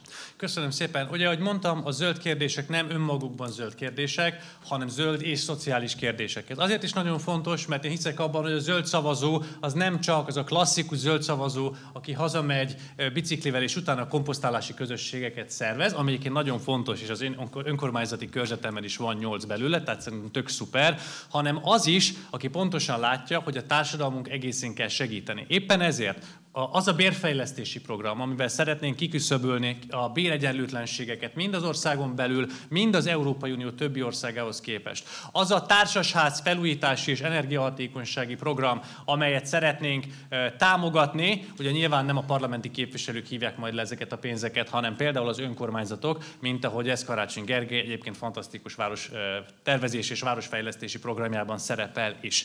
De ugyanígy nagyon fontos, azt gondolom, a kisebbségvédelem, ugyanígy nagyon fontos a vizeink védelme, ugyanígy nagyon fontos az erős Európa, ugye erről az előbbiekben már beszéltem, ugyanígy nagyon fontos a nyugdíjasaink megvédése. Ez mind benne van a programunkban, ez egy kivonat ennek egy 15 pontból álló programsorozat, ezt érdemes lehet mindenkinek áttanulmányozni, és természetesen, amennyiben a bizalmatokat megkapjuk, és a 7. hely is befutó lesz vasárnap, ami szerintem egy fantasztikus nagy siker lenne, akkor készen állunk arra, hogy valamennyi olyan zöld témát, amit itt most ezen a vitán érintettünk, és amerről kifejtettem az álláspontomat bővebben, az természetesen még aktívabban képviseljük, mind a zöld frakción belül, mind pedig a szociáldemokraták frakcióján belül. Ezt majd a DK-s kollégáink fogják csinálni. Amiről még szeretnék mindenképpen egy szót beszélni, visszakanyarodnék erre az erős Európa kérdésére. Azt hiszem, hogy nagyon megváltoztak a viszonyaink, nagyon megváltozott az a geopolitikai realitás, amelyben élünk, és hogyha azt szeretnénk, hogy a zöld átállásban Európa ne csak példamutató legyen, hanem egyúttal példa kikényszerítő is, akkor egységes, erős, szociális és zöld Európára van szükségünk. Köszönjük szépen! A következő kellemetlen 2x2 perc Törlei Katalinnak jut.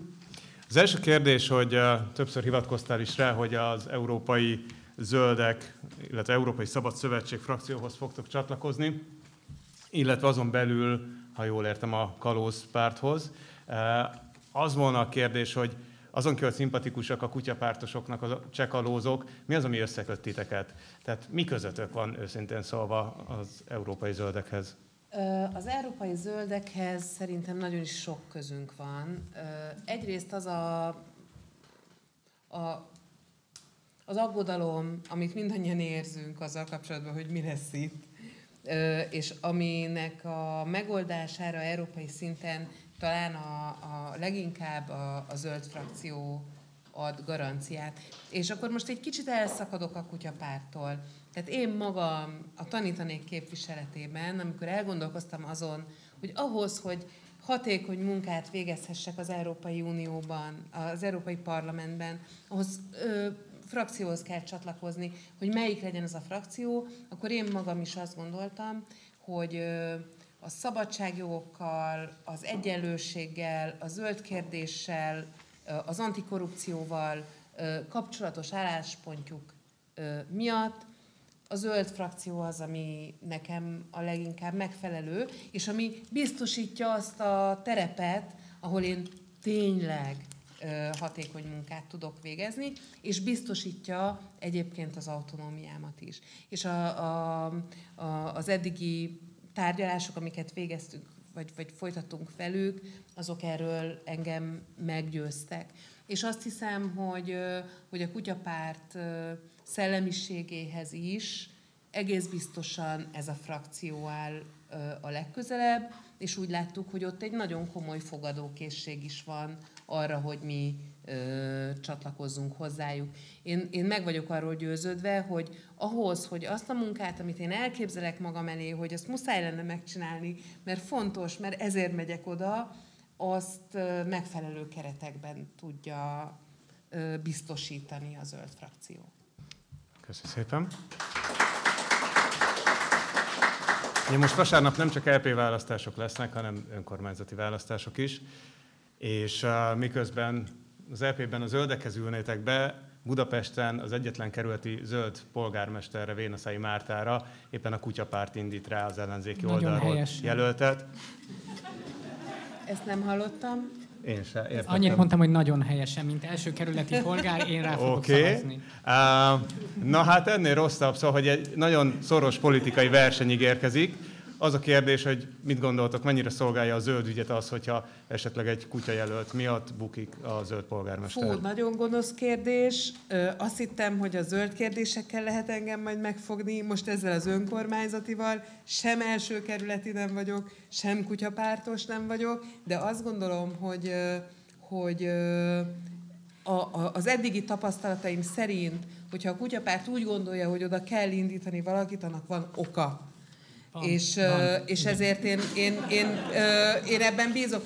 Tényleg nem készültem fel az első kerületből. Én nagyon szívesen válaszolom. Elnézést kérek, majd hát neked lesz kellemetlen kérdésed. Ungár Péternek.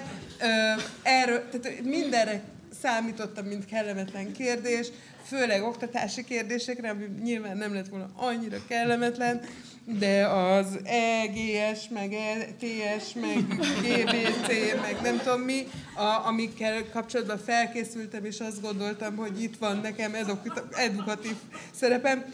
Nem tudok erre válaszolni, nem vagyok erre felkészülve, de hajrá kutyapár! Köszönjük! És akkor Ungár Péterhez nem az a kérdés, hogy ő kire szavaz majd az első kerületben, hanem sokkal inkább az, hogy az Európai Zöld Párt felfüggesztette az LMP-vel erre a kampányra az együttműködést, amiatt, hogy Budapest zöld főpolgármesterével, Karácsony Gergellyel szemben, őket idézem, a Fidesz kormány egy volt államtitkárát, Vitézi Dávidot indítjátok. Hogyan tervezitek a továbbiakban az IGP-vel az együttműködést? Volt itt azóta az Európai Zöld Párt egyik társelnöke, hogy kicsit próbálja rendezni ezt a viszonyt. Nem tudom, hogy ez lehetséges-e vagy nem.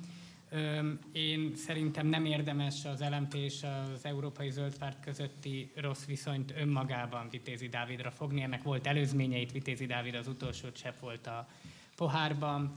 Biztos mi is sok rosszat csináltunk, és tudom, hogy amit most fogok mondani, azzal el fogom veszteni a eddig sem olyan jelentős szimpátiámat a terembe, de alapvetően azt gondolom, hogy az európai zöldek valójában nem érdekli őket az, hogy mi történik Európa ezen felé. Tehát elmondtuk ezerszer, hogy nekünk dolgokban más álláspontjaink vannak, másképp képzelünk el dolgokat, más dolgokat gondolunk róluk, és azt éreztem végig, hogy valójában mivel mi abból a világból jövünk, ahol szerintük már nem illik késsel meg villával lenni, ezért nem gondolták komolyan, hogy ezeket a dolgokat végig kéne gondolni. És én ezt őszintén nagyon sajnálom, nagyon sok jó ember dolgozik ott, nagyon sok embert nagyon kedvelek, nagyon sokat tanultam ott a politikáról, de alapvetően azt gondolom, hogy ez az egyik probléma. Például, hogy egy példát mondjak, tehát a Vitézi Dávid előtt is az akkumulátorgyártás kérdésbe. És még mielőtt Ricsi elmondasz valami DK-s panelt, szeretném jelezni, hogy a legutolsó ilyen megbeszélésen, ahol ott voltam, ott Szabó Tímával, pedig ritkán értünk egyet, mind a ketten elmondtuk a problémákat az akkumulátorgyártással Magyarországon. Meghallgatták, a horvát kolléga a Mozsémóból elmondta a ottani elektromobilitási, ott bányászat van inkább problémákat, kértük, hogy építsék vele érdembe az elektromobilitási fejezetbe, hogy legalább jegyezzék azt meg, hogy az európai periférián nem jó, hogyha ennek negatív környezeti hatásai vannak, és tulajdonképpen a lorem ipsum szöveget is mondhattam volna, mert a németek meg a hollandok szerint ez így fasza, és nem igazán érdekli a többi. Amúgy azt gondolom, hogy igenis probléma az, ha egy pár családban nem mondhatom el azon álláspontomat, mely szerint az emberek férfiak vagy nők. Köszönjük szépen! A következő kérdést azt az elmúlt napok vitáiban többször emlegették, olyan vitákban, ahol nem voltál ott, úgyhogy talán az a legtisztább, hogyha Mariska megkapod étterem? szemtől szembe.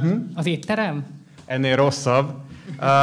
Magyarország legfőbb környezetpusztítója a NER, vagy a Fidesz kormány és a körülötte kiépült rezsim. Mennyire lehet szerinted hiteles ellenzéki zöld politikát folytatni úgy, hogy az elmúlt hetekben utaltak ki neked 5 milliárd, nem tudom mennyit, egy sokak által neres cégnek tekintett családi vállalkozásból? Nem igaz, ezek a számok nem igazak, amiket leírtak, de nem akartam helyreigazítani, mert mindegy. Úgy sincs jelentősége. Az, hogy nekem honnan van a pénzem, és hogy kinek a gyermeke vagyok, ez akkor is egy nyilvános tény volt. Ugyanonnan volt a pénzem, amikor a közös lista 7. helyén voltam, Karácsony Gergely akkor a 2. helyén, és akkor is ugyanez a tény volt, amikor Bence tárgyalásokat folytattunk arról, hogy együtt indulunk az EP választáson. Én azt szerint vagyok Schmidt Mária fia a Párbeszédnél, hogy mikor leszek a politikai ellenfeletek, ha éppen szövetségben vagyunk, akkor nem vagyok Schmidt Mária fia, akkor Ungár Klárának az unokaöccse vagyok általában. Amúgy igen, egy vagyonos ember vagyok, az, hogy ez a vagyon hogyan képződött, erről Gagyi Ágnes nagyon sok politikai gazdaságtan tanulmányt írt, lehet ezt kritizálni, semmiben nem másabb, mint a 90-es években Bajnai Gordon vagy más emberek, akik akkor vagyonhoz jutottak. Édesapám ugyanebből a körből van, az ő tehetsége miatt vagyok vagyonos. Szeretném jelezni, hogy ez a NER előtt elhunyt édesapám 2006-ban. Kétségtelenül Gulyás Marcinál megtudtam azt, hogy már 2004-ben is édesapám nagyon fideszes volt, és a Nemzeti Konzultációnak felajánlotta a Madács téri épületét, de attól még, mert édesapám is fideszes volt, ettől még szerintem nekem nem kell annak lennem. Amúgy pedig lehetséges. Én ezen mostanában sokat gondolkodom, hogy az én családi hátterem meg vagyonom mennyire tesz engem hiteles politikussá, de egy dolgot engedjetek meg. A magyar ellenzéki politikában a damaszkuszi útra való felengedés tekintetében azért nincs egy teljesen egyöntetű döntés. Kinek, mikor mit engedünk meg Mellár Tamásnak, Magyar Péternek és Vitézi Dávidnak. Tehát, hogy visszatérjek a Vitézi Dávidnak. Vitézi Dávid akkor volt államtitkár, amikor Magyar Péter a Diákhitel Központot vezette, ez ugye időben összefügg ez a kettő. Mégis a megbocsátást nem egyenlően mérik. Ez csak egyfajta picsogás volt, ennek választási jelentősége nincs. Tehát azt szeretném mondani viszont a vitavezetőknek, hogy úgy érzem, hogy a 4 szereplőnek föltett kellemetlen kérdésekben azért nem biztos, hogy egyöntetű volt a kellemetlenségi faktor. Köszönjük szépen!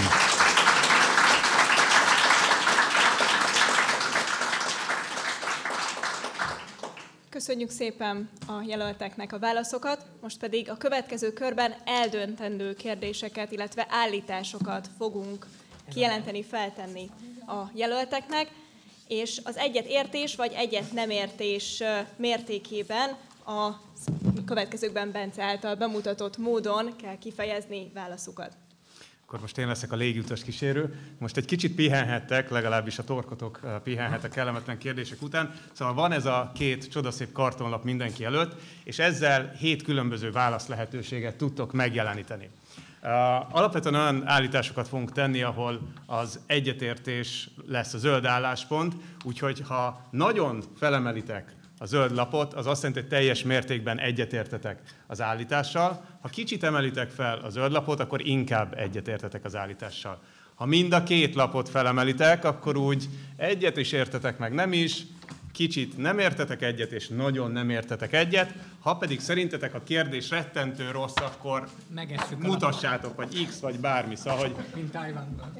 Mint Tajvanban, oké. És a 7. lehetőség pedig, hogy nem emeltek lapot, tehát ha úgy érzitek, hogy nincs kellő tudásotok, vagy nem osztoztok, nem tudom, pártotok, pártszövetségetek álláspontja, vagy bármi egyéb okotok van, nem kötelező, nem tartunk pisztolyt a fejetekhez, hogy emeljetek bármit. Úgyhogy ez a 7 opció van, remélem nagyjából érthető. Csak nagyon nagyjából, mert szerintem itt lehetnek olyan kérdések, amik annyira árnyaltak, hogy én már nem tudom, hogy hova táncoljak el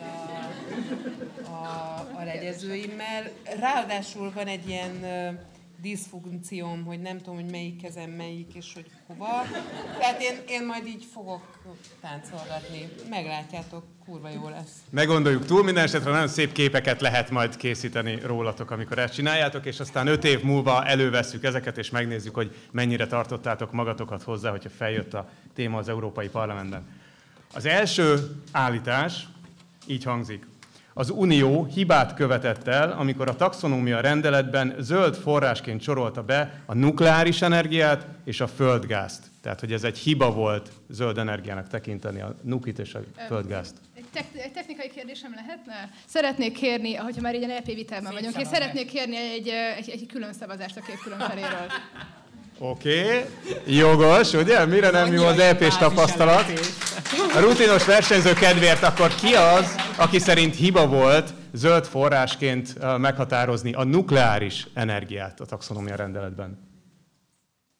Oké, köszi. Ki az, aki szerint hiba volt a földgázt zöld energiaforrásként meghatározni? Köszönjük szépen. Menjünk tovább. Most ne tapsoljunk, ez ilyen pörgős szusz lesz, jó? Okay. Ezért megvártam, hogy Peti megszerezze a lapjait, mert ez lehet, hogy még szükséges lesz a következő jó néhány kérdéshez. A következő állítás így szól. A technológia gyorsütemű fejlődése nem jelent valódi megoldást a fenntarthatósági átállásban. Hogyha egyetértünk az állítással, akkor a zöld lapot, hogyha nem... Felolvasod még egyszer, kérlek? Természetesen. A technológia gyors ütemű fejlődése nem jelent valódi megoldást a fenntarthatósági átállásban. És ezeket nem lehet kommentálni amúgy? De, bátran. Jó, Minden tehát, hogy technológia rossz. Ez az. hát önmagában nem jelent megoldást a zöld átállásra, a technológiai fejlődés nélkül pedig nincsen zöld átállás, tehát hogy én itt valamilyen ilyesmit teszek. Hát igen, csak közben meg nem lehet mindent attól várni. Hát ezért mondom Tehát, azt, hogy hogy egy része. Ja. Egy része. Csak én is a tartom be a kommentálásnak játékszabályokat. a Örülök, hogy ebben egyetértünk. Erről beszéltem egy fél órával ezelőtt. Kell innováció Kivéve és kell Péterrel, más. aki fél a technológiától. Így van, így van. Szuper, köszönjük szépen. Oké, következő. Az EU célja a fenntartható fejlődés helyett a fenntartható visszavonulás kéne legyen. Az erősen szennyező, anyag- és energiaigényes gazdasági ágazatok leépítése, és helyette a valóban fenntartható gazdasági tevékenység ösztönzése.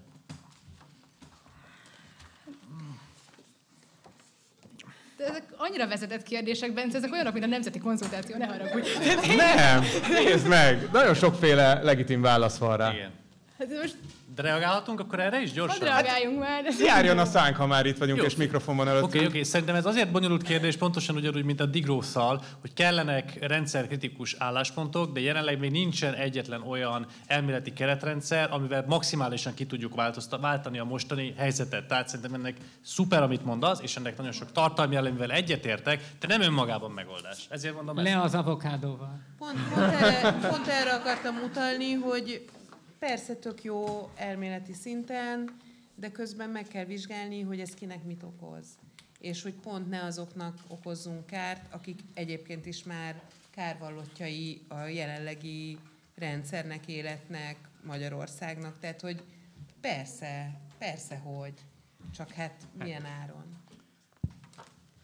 Sőt, lehet, hogy én akkor azt mondom, hogy így. Legyen kemény. Én ebbe beleállok, bocsánat. Tehát egyszerűen az, hogyha a zöld átállás, a klímavédelem egy ilyen negatív, pesszimista, rosszabb életminőséghez vezető iránynak látszik a tömegeknek, akkor nem lesz támogatottsága. Akkor lesz az, hogy tömegében fogják beszavazni a szélsőjobboldali populistákat. Az oktatás is kell, de az is kell, hogy valaki vállalkozóként mondjuk tudjon, igen, egy növekedő, a családjának jólétet biztosító céget alapítani egy zöld technológiára, és erre kapjon támogatást. Persze oktatás is, de az emberek szeretnek jól élni. Éljünk jól, úgyhogy ez fenntartható legyen. Igen, viszont az a helyzet, hogy ez nem ad választ arra a kérdésre, hogy egy zárt rendszerben nem tudsz végtelen szintig növekedni, és van egy csomó olyan erőforrás, ami már most is szűk keresztmetszet. Lehet, hogy ki fogunk valamit találni, én hiszek a technológia optimizmusban, de nem biztos, és nem természetszerű. Tehát szerintem a kritikai attitűd minden esetre ebben a kérdésben azért fontos. Szerinted az EU jelenlegi növekedési szintjén nem tudunk jobban növekedni? Magyarország nem tudna jobban növekedni? Szerintem tudna. És szerintem tud, de pont azt mondtam, hogy ez lehet, az van, hogy amúgy itt mutogatunk a beszéd helyet? Szeretném javasolni, így van, Végre jó vita van, nem Jó, fogjuk menjünk tovább. Szeretném javasolni a jelölteknek, hogy az zárszóban még lesz lehetőség mindenre reflektálni, illetve egymásnak is fogtok tudni még feltenni kérdéseket. Következő állítás így hangzik. Az egyéni felelősség túlhangsúlyozása kontraproduktív hatással van a fenntarthatósági átmenet iránti elköteleződés térnyerésében. Erről nincs vita. Akkor nem vitatkozunk. A zöld átállást leginkább az energiaszegénységben élő háztartások fogják megszenvedni, ha ezt nem kompenzáljuk számukra. Ezért a szegénységben élők számára közvetlen rezsiköltség támogatást kell biztosítani a zöld átmenet idejére, például az EU szociális klíma alapjának terhére. Sőt. És közös hitelfelvétel. Szuper, most egy kicsit hazabeszélek, de kíváncsi vagyok a válaszokra. A következő állítás így hangzik. A globális fenntarthatósági célok elérésének érdekében lokális szinten léphetünk fel a leghatékonyabban, a zöld átállásnak a városok gazdasági ökoszisztémáinak átalakítására kell fókuszálnia.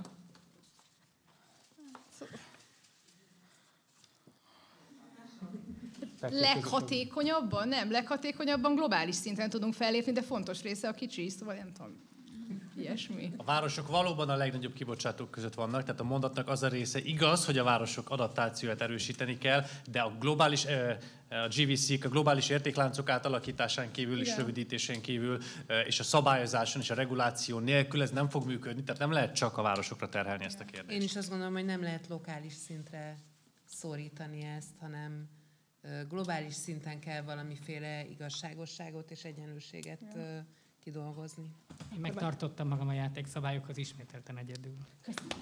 Oké, ezt is értékeljük. Megengedték, hogy beszéljünk. A következő állítás: az EU-nak el kell köteleződnie a GDP helyett alternatív, az emberi életminőséget mérő mutatók központi jelentőségűvé tétele mellett. Tehát GDP helyett alternatív mutatók. Most tényleg az a legnagyobb problémánk, hogy... Én azt gondolom, hogy most ilyen bürokratikus pipákat akarunk tenni ki dolgok mellé, vagy sem. Kurva jól hangzik, de hát... Oké. Szóval a GDP egy mérőszám. Lehet mást is mérni, hogy hogyan élnek az emberek. Szerintem tényleg nem a mérőszámokat kell feltétlenül megváltoztatni, hanem a politikánk célját. Szerintem a GDP egy rettentő dolog, és ezt most látjuk. Tehát például azzal látjuk, hogy a kínai gazdasági válságot hogy okozta azt, hogy a GDP-t hogy számolják, hogy ennek például milyen környezeti terhelése van, tehát a GDP önmagában egy súlyos probléma, és akkor van ez a HDI, amit kitaláltak, ez is egy olyan dolog, aminek azért nagyon sok kritikája van, de talán egy fokkal jobb, és hát a GDP-vel azért az a probléma, hogy a gazdasági növekedés, mint olyan, az nem feltétlenül jelenti azt, amit te mondtál, hogy az emberek jobban élnek. Tehát a kettő közötti kapcsolat azért nem ilyen egyszerű, úgyhogy szerintem a GDP rossz. Jó, csak Peti, ugye beszéltünk arról, hogy olyan alapszintű reformokat nem tud az EU megoldani, hogy a közös agrárpolitikája szinkronban legyen a klímacéljaival, és most te tényleg látsz arra ambíciót a következő 5 évben, hogy lejöjjünk a GDP-ről, és egy teljesen más mérőszámot vezessünk be? De Katka, nem azt mondom, hogy a 2026-os közös kormányzásban majd mi együtt ezt fogjuk a magyar, nem tudom, EU-nek a prioritásával, hanem ez volt a kérdés. Jó, az volt a kérdés, hogy elvileg mi az álláspontunk. Jó, igaz. Köszönjük szépen. Kivételesen egyetértettem Ungár Péterrel 100%-ban. Ajaj. Ilyen pillanat is eljött. A következő kérdés, illetve állítás pedig így hangzik. Az Európai Unió közvetlen források rendszere hatékony segítség lehet a tagállamok számára a fenntarthatósági átállásban, ezért növelni kell a közvetlen brüsszeli források arányát. Na. Okay. Jó, ha senki nem kommentel, megyünk tovább.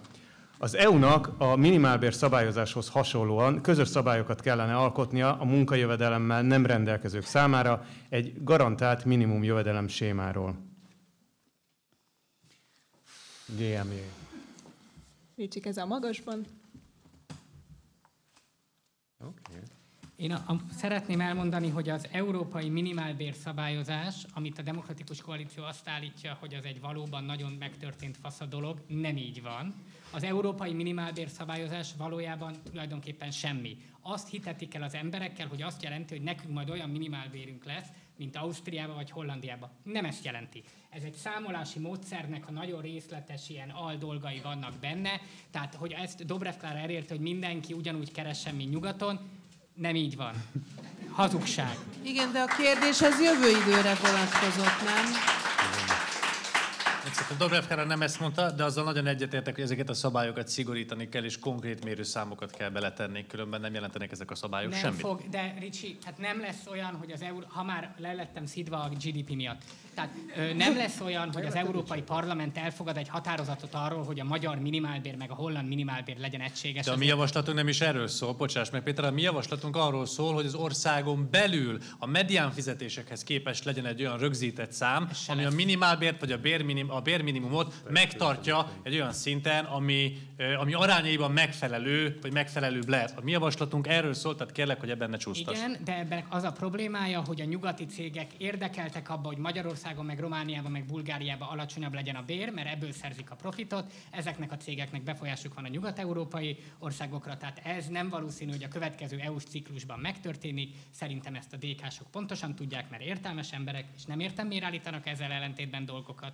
És azt gondolom, hogy az, hogy európai minimálbér, meg európai minimum nyugdíj, nagyon jó szlogán, semmi realitása nincs. Hát szerintem pedig nagyon sok van, hogyha elegen szavaznak ránk, de hát az előbb egyébként te azt mondtad, hogy ez egy elvi kérdés, tehát arról van szó, hogy mi az, amit gondolunk a világról, nem azt, hogy minek van éppen aktuálisan politikai realitása. Igen. Nagyon sok olyan dolog történt már a politikai életben az elmúlt évszázadokban, amit sokan nem gondoltak reálisnak, aztán mégis meg tudott valósulni, ha elegen akarták. De azt állítja a DK, hogy megtörtént az európai minimálbér szabályozás, amivel arra utal, és az emberek ezt hiszik erről, hogy itt majd egyszer csak egységes minimálbér lesz, ami nem igaz. Én az uraknak azt javasolnám, hogy a következő válasz-viszont-válaszkört majd a vita végére tartogassák. Most pedig menjünk tovább a következő állítással, ami pedig így hangzik. A leggazdagabb 1% felel az összes üvegházkibocsátás hatodáért, ezért zöld átállás költségeit jó részt nekik kell fedezni. Ki kell vetnünk egy komoly vagyonadót a szupergazdagokra, és be kell tiltanunk a magánrepülőgépeket.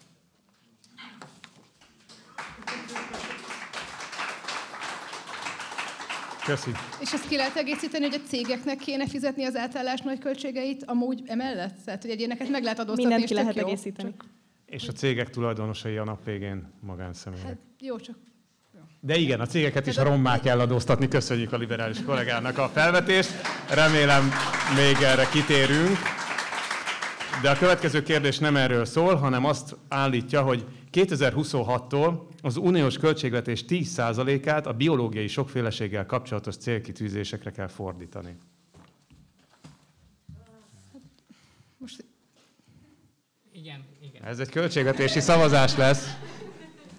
Hát ugye beleszámítjuk a kapot, akkor minimum.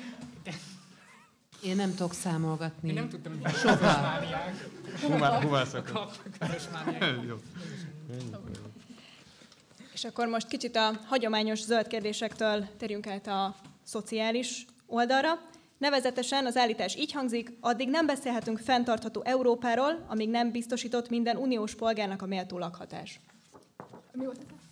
Még egyszer a legelőtt. Addig nem beszélhetünk fenntartható Európáról, amíg nem biztosított minden uniós polgár méltó lakhatása. Ez egy szlogán. De egy zöld párti szlogen. Oké. Jó, akkor menjünk tovább. Az Uniónak kiemelt feladata kell legyen az átállás az ökológiai mezőgazdaságra, akkor is, ha ez bizonyos esetekben magasabb fogyasztói árakat eredményez. De nem mindegy miben.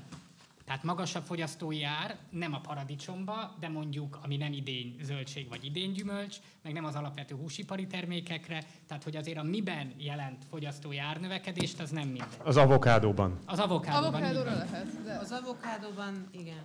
Avokádóban igen, de... Na, de kész, életem eredménye meg. Megalakult az avokádó ellenes nagy koalíció.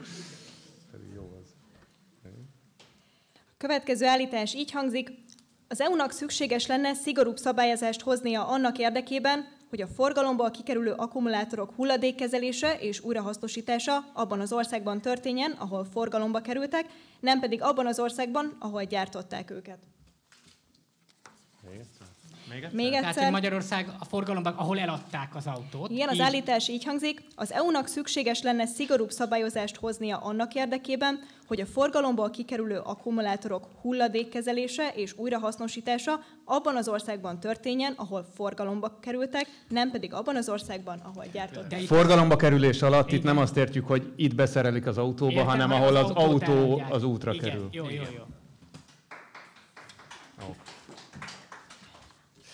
Igen. 2030-ra 50%-kal kell csökkenjen a növényvédőszerek használata az Unióban.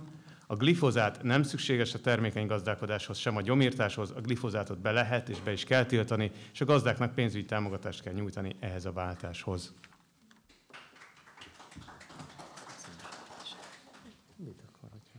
És végül pedig az utolsó állítás így hangzik: támogatni kell egyes kiemelt ökológiai jelentőségű területek kártalanítás melletti helyreállítását, azaz visszavadasítását, akkor is, ha az egyes helyeken társadalmi konfliktusokat generálhat. Igen, de milyen társadalmi konfliktusokat? Tehát, hogy, tessék, már a kérdésben is egyetértetek. Nem mindegy, hogy középosztálybelieknek kell mondjuk, nem tudom, arrébb költözni, vagy egyébként szegregált csoportoknak nincs hova menniük, tehát hogy szerintem azért ezt elméletileg igen, de csak a konkrét példa ismeretében lehet validálni. Abszolút, szociális szempontok figyelembevételével. Elvesszük a Csányitól a földet, és csinálunk helyette szép erdőt. Az oké. Hát Jó. Valami ilyesmi próbált lenni a kérdés mögött. Oké. Akkor ennek a végére értünk, és áttérünk az 5. körre, ahol egymásnak tehettek fel kérdéseket. Mindenkinek egy lövése van, ugyanazt a kérdést kell megválaszolnia a másik 3 kedves versenyzőnek, és a sorrend pedig, most azt hiszem visszafelé megyünk éppen, ugye? Úgyhogy Ungár Péter, Törlei Katalin, Barabás Richárd és Cseh Katalin. Tehát Peti, a te lehetőséged először az, hogy a többieknek feltegyél egy kérdést, és aztán mindenkinek szokás szerint 2-2 perce van válaszolni. Ursula von der Leyen, igen, nem. Ez 2 percben? De nem. Nem muszáj, legfeljebb, és akkor a egy eldöntendő kérdés. sorrend, úristen, hogy van? Kata. Nem igen. Jó, ennyi? Menjünk tovább? Ennyi. Jó, Ricsi. Egyértelműen nem, és azért nem, mert bár az előző ciklusban valamekkora függetlenséget tudott gyakorolni, minden jel arra mutat, hogy a következő ciklusban a néppárt, amelyik erősebb lesz, mint korábban, iszonyú erősen fogja fogni a von der Leyen, tehát szerintem no way. Köszi. És akkor Katka? Én kihasználom a 2 percet, de jó. Majd az órát kérjük elindítani. Igen. Szóval én itt alapvetően nem személyekről való szavazásként gondolok a bizottsági elnök megválasztására, hanem programokról és víziókról alkotott szavazásról. Ez nagyon más, mint ami 2019-ben volt. Én akkor egy hete voltam képviselő, és hoztak egy nevet, hogy akkor őt kéne megszavazni. Na most szerintem ez méltatlan. Teszem hozzá, hogy az Európai Bizottság legfontosabb állására gyakorlatilag egy ilyen mindenféle demokratikus folyamatot nélkülöző módon ment a kiválasztás. Mondom ezt úgy, hogy én amúgy Ursula von der Leyen munkájával így inkább elégedett vagyok, mint nem. És én azt gondolom, hogy a következő mandátum megkezdésekor annak a centrista, pro-európai többségnek, aki a következő parlamentben is a vezető szerepet fogja játszani a koalícióban, egy koalíciós szerződést kell írnia, bele kell írnia a prioritásait, a zöld prioritásokat, a jogvédelmi prioritásokat, azt, hogy hogyan reformáljuk meg a parlament működését, hogyan fektetünk többet a gazdaságunkba, hogyan leszünk igazi világszintű nagyhatalomba, és ennek az útjára hogyan lépünk rá, és erre a programra kell nekünk egy tárgyalási alapot képezve egy partnert találnunk. Ha Ursula von der Leyen belemegy a mi feltételeinkbe, nekem oké. De... A ECR meg ID koalíció van. Tessék?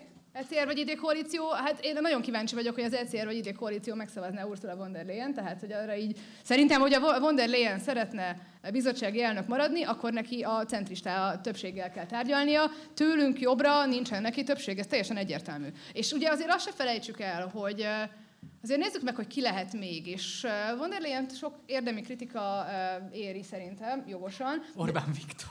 Igen, vagy a jogállamisági mechanizmusról egy másik oldalról, nem mindegy is, de hogy azért, ha megnézzük, hogy az Európai Néppárt milyen embereket tudna még felmutatni, én nem vagyok benne biztos, hogy ő a legrosszabb. Szóval én programalapon, egy erős európai többség közepén, a liberális értékek és a zöld értékek meghatározó szerepével én tudom támogatni, aki ezt elvállalja. Köszönjük szépen. A következő kérdés Törlei Katalintól érkezik. Én egy ilyen nagyon ártatlan kérdést fogok feltenni, így a magam ártatlanságában, mert úgy tűnik, hogy a jelen felállásban a Magyar Kétfarkú Kutyapárt EP-be bejutó jelöltjei fognak a zöld frakcióba beülni, hiszen az összefogás részesei a szociáldemokrata frakcióba mennek, a Momentum képviselői a Renew-ba, az LMP-nek a nagyon konfliktusos kapcsolatát a zöldek frakciójával olvashattuk az elmúlt időszakban, és miközben itt hallottunk egy csomó fantasztikus kiállást a zöld értékek mellett, azért én megkérdezném, hogy akkor miért nem mentek a zöld frakcióba? A sorrend most mert én megyek, de hogy ti? Úgy fog kinézni, hogy Ungár Péter kezd. Ha kijutunk, oda megyünk, és a konfliktusainkat belül fogjuk a frakciüléseken átélni. Tehát akkor ott találkozunk, és majd eldöntitek, hogy nekünk van-e igazunk, vagy nem. Köszi. Cseh Katalin. Hát ez egy fura kérdés, azért nem megyek a zöld frakcióba, mert én alapvetően liberális ember vagyok, és azt gondolom, hogy a liberalizmusnak is esszenciális része a környezetünk iránti elköteleződés. Én azt érzem, hogyha minden más frakciótól meg lenne tagadva az, hogy vindikálhassa magának a jogot arra, hogy a környezetért küzd, csak azért, mert nem a zöld frakcióban van, akkor egy kicsit szomorú világban élnénk. Ez szerintem nem egy ideológiai kérdés, ez nem egy nis számára fenntartott küzdelem, az egész társadalomnak magáével kell tudnia azt, hogy ez egy generációs cél, hogy ezt az akadályt megugorjuk. Én azt gondolom, hogy az elmúlt mandátum bebizonyította azt is, hogy avval a harcos hozzáállással, amivel Donát Annával ezt az egész mandátumot vittük, el tudtuk érni, hogy átforgattuk a Renew frakciót sok fontos témában. Korábban szerintem több kritika érhette az előző mandátumban a mi frakciónk szavazási magatartását, és nagyon nagy rész nekünk is köszönhető volt az, hogy ez megfordult. Hogy fontos törvények átmentek. Hogy a liberálisok igenis részt vettek abban, hogy ez a klímacsomag összeálljon, és teszem hozzá, nagyon sokszor konstruktívabbak is voltak ebben a folyamatban, mint a zöldek, akik ugye ott voltak a tárgyaláson, és akkor a végén gyakorlatilag ilyen elvi okokból kiszálltak a megállapodásból, ott hagyták mindent, és akkor azt mondták, hogy én inkább így mindent leszavazok, mert hogy itt csak azért sem. Szerintem a klímaváltozás nyilván ez egy érzelmi kérdés sokaknak, mert ebben a világban élünk, és aggódunk, és rossz érzés látni, ami a világban történik. De ugyanakkor egy nagyon pragmatikus kérdés is, mert törvényeket kell hozni, többséget kell gyártani, el kell érni azt, hogy érdemben manifestálódjon a víziónk, hogy ezek ne csak szép szavak legyenek, hanem legyen belőle cselekvés, legyen belőle átállás, és ehhez kellenek kompromisszumok. Kell az, hogy koalíciókat tudjunk alkotni, és érvényesítsük az akaratunkat, és én azért vagyok a liberális pártcsaládban, és azért vagyok erre büszke, mert ott lehet a legtöbbet elérni Magyarországért, a jogállamért, a zöld átállásért, és ezt a munkát fogom folytatni. Köszönjük szépen. Akkor Barabás Tihár. Nagyon örülök, hogy feltetted ezt a kérdést, mert nagyon hasonlót szerettem volna egy picit más szögből feltenni, így viszont van alkalmam rá válaszolni 2 percben. Az első, hogy értem az optimizmust, én is optimista vagyok, hogy amennyiben elegen szavaztok ránk, úgy még a 7. listára is be fog jutni. Viszont a helyzet az, hogy ugyanezekben a mérésekben az látszik, hogy valójában nem elképzelhetetlen egy olyan forgatókönyv, ahol egyedül a szociáldemokrata zöld listának, tehát a DK-MSZP párbeszéd közös listájának lesz EP képviselője. Ezért kell a Momentumra szavazni. Én pedig azt gondolom... Vagy a pipákra. Igen, viszont még abban a szerencsés helyzetben is, hogy amennyiben ez nem így van, és minden szervezetből jut majd ki egy-egy képviselő, szeretném felhívni mindenkinek a figyelmét arra a nagyon szomorú tényre, hogy Magyarország 21 EP képviselőjének körülbelül a 2/3 néppártosok, reformisták, meg idesek fogják alkotni. Szuper zöld teljesítmény. Tehát elképzelhető, hogy érdemes lenne valamit újra gondolnunk a zöld politikával kapcsolatban. Ha azt mondjuk, pontosabban a politics részével, tehát most nem a policy részre gondolok, ha azt mondjuk, hogy valójában annyira fontosak ezek a kérdések, hogy mindent meg kell tennünk azért, hogy Európa el tudjon indulni egy zöld átállás irányába, pontosabban segítsük a további zöld átállást, és hogy mindez igazságos átmenettel tudjon megvalósulni, miközben Európa egészen erős Európaként kikényszeríti a világ többi részét, és hogy ebbe az irányba menjen. Csak éppen az a helyzet, hogy úgy látszik, hogy a szervezeteink valahogy mégsem tudják ezt belpolitikai okok miatt megtenni, és ez szerintem egy picit legalábbis visszás, és különösen problémás a tekintetben, hogy amennyiben talán Péter, te mondtad, hogy ez egy Orbán Viktor Magyar Péter koalíció lesz, hát az EP képviselők tekintetében nagyon valószínű, hogy ez lesz, és ez engem végletesen elszomorít. A következő 18 másodpercben pedig kitalálom, hogy mit fogok én kérdezni. Oké, köszönjük szépen. Mert hogy nagyon jól érezted, hogy nálad van a kérdezés sora is, úgyhogy még akkor várunk egy 6-8 másodpercet. Megvan. Szegény Ricsi. Jó, akkor tedd fel a kérdésed. Vétót eltörölnétek-e, igen vagy nem? És a válaszadás lehetősége elsőként, Katály. Nagy részt igen. Igen. Nagy részt igen. Igen. Tehát, hogy nyilván vannak olyan kruciális dolgok, ahol ennek lehet szerepe, de az, hogy egyes országok, jelesül Magyarország kormánya packázzon más országokkal, és főleg a magyarországi mondjuk gyerekek jövőjével, vagy az ő sorsukkal, vagy az itt dolgozó civil szervezetekkel, vagy az itt élőkkel, az a számomra nem elfogadható. Köszönöm szépen. Peti. Nem. Azt gondolom, hogy a vétó az utolsó dolog, ami megmenti a kisországokat attól, hogy a nagyoknak a teljes befolyása alatt legyen. Attól még, mert valami Orbán Viktor valamit rosszul használ, attól még nem kell eltörölni. A fogkefét is lehet, hogy rosszul használja, azt se kell eltörölni. Nagyon sok, nagyon jó vétó is volt az Európai Unió történetében, és önmagában addig a vétót nem lehet eltörölni, ameddig nincsen valódi módja annak, hogy a kisországok megvédjék magukat, és ez nem egy magyar specifikus kérdés, és azért nem lesz a vétó valóban eltörölve, mert meg lehet kérdezni, hogy a baltiak mit gondolnak erről, meg lehet kérdezni, hogy Málta vagy Ciprus mit gondol erről, meg lehet kérdezni, hogy ezek az országok, ahol nem Orbán Viktor betegségbe szenved a politika, mit gondol erről. Egyszerűen az a helyzet, hogy egy ilyen méretű országnak kell valami, amit nagyon stratégikusan, ritkán, higgadtan, amikor tényleg a mi érdekünk, hogy valahogy földhöz tudjuk verni magunkat. Szeretném még elmondani azt, hogy a legtovább vétózó magyar miniszterelnök eddig Gyurcsány Ferenc volt. Gyurcsány Ferenc a 7 éves költségvetést nagyon hosszú ideig vétózta. Egyszer megkérdeztem tőle az országgyűlésben, mire azt válaszolta, hogy és mennyivel több pénzt kaptunk. Tehát, hogy úgy látszik, hogy ennek volt értelme. Tehát önmagában, hogy egy ilyen nagyon népszerű példával érjek, amivel Ricsi biztosan egyet fog érteni, lehet jól is használni a vétót, hiszen milyen jól használta Gyurcsány Ferenc. Köszönjük szépen. És Katka. Igen, a vétót el kell törölni. Az Európai Unió csak akkor tud egy érdemi szereplő lenni ebben a nagyon gyorsan átalakuló világban, akkor tudja egységesen képviselni az európai emberek érdekeit, mind gazdasági, mind biztonsági érdekeit, ugye tud egy hanggal beszélni. Ha hónapokba, évekbe telik fontos döntések meghozatala, mert valakinek ez sokszor politikai okokból egy blokkolási lehetőséget jelent, akkor nem fogunk tudni előrébb lépni. Akkor át fog rajtunk lépni Kína, át fog rajtunk lépni az Egyesült Államok. És nyilvánvalóan most ez egy nagyon penetráns helyzet, amikor Orbán Viktor Vladimir Putyin trójai falovaként kinyújtott kézzel akadályozza a közös fellépést a határunkon dúló háborúval szemben, de lehet ez más is. Volt például egy olyan példa, Peti, te biztos tudod, nem olyan régen volt, hogy Ciprusna a vizeiben Törökország túl közel fúrt olajat, és Ciprus nem volt megelégedve a Törökországgal szembeni elítélő lépésekkel az EU részéről, és azt mondta, hogy amíg ezt így meg nem akadályozzák, mindent megvétóznak. Tehát ez obstrukció. Bocsánat. De mit csináljanak?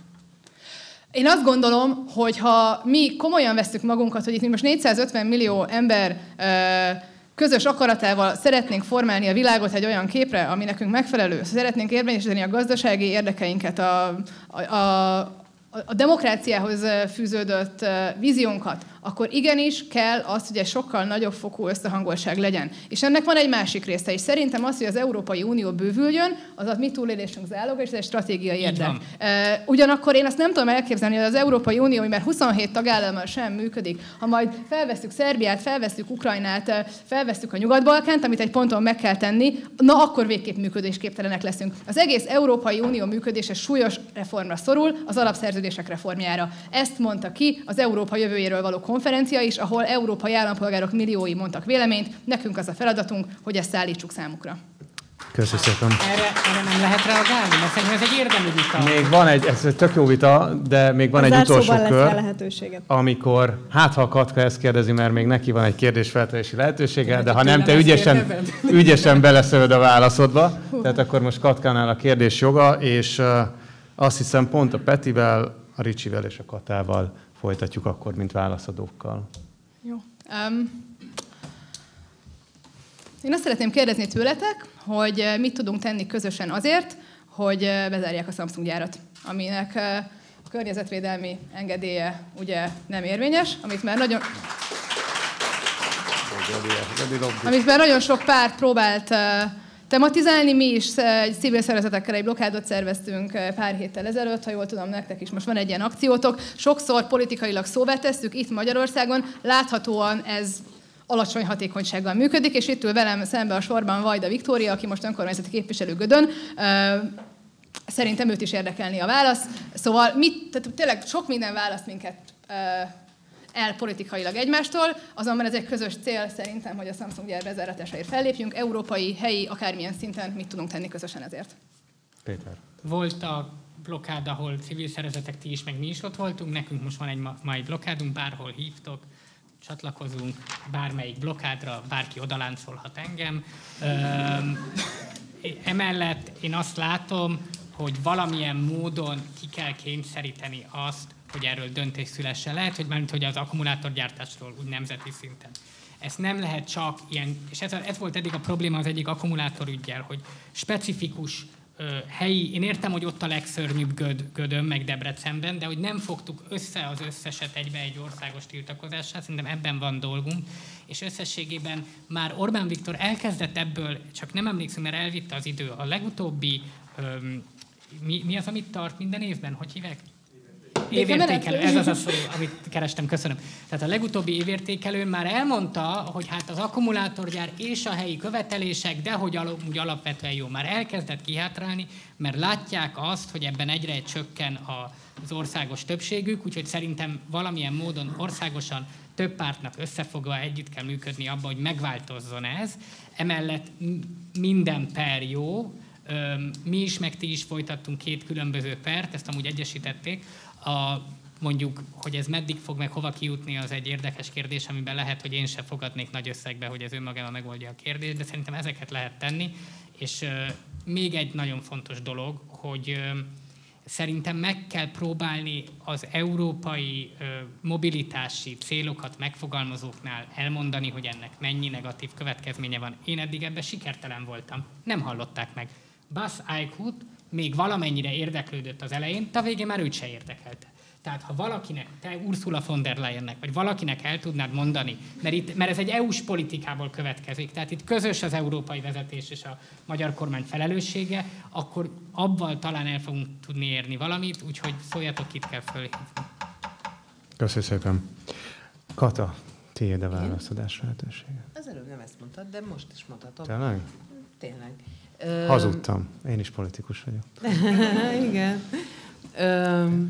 Én szerintem a szolidaritásnak óriási ereje van. Tehát az, hogy civilek, pártok, helyi lakosok, érintettek összefognak, hogyha ezt sikerül megvalósítani, és ezt mindenféle párt meg tudja erősíteni, és más civil szervezetek melléjük tudnak állni, akkor van erre lehetőség. Nyilván vannak a jogi utak is, amik nagyon nehézkesek, nagyon lassúak, ezt pontosan látom a saját munkaügyi peremben, ez nyilván egy annál még sokkal bonyolultabb helyzet. Én naivan és ártatlanul hiszek abban,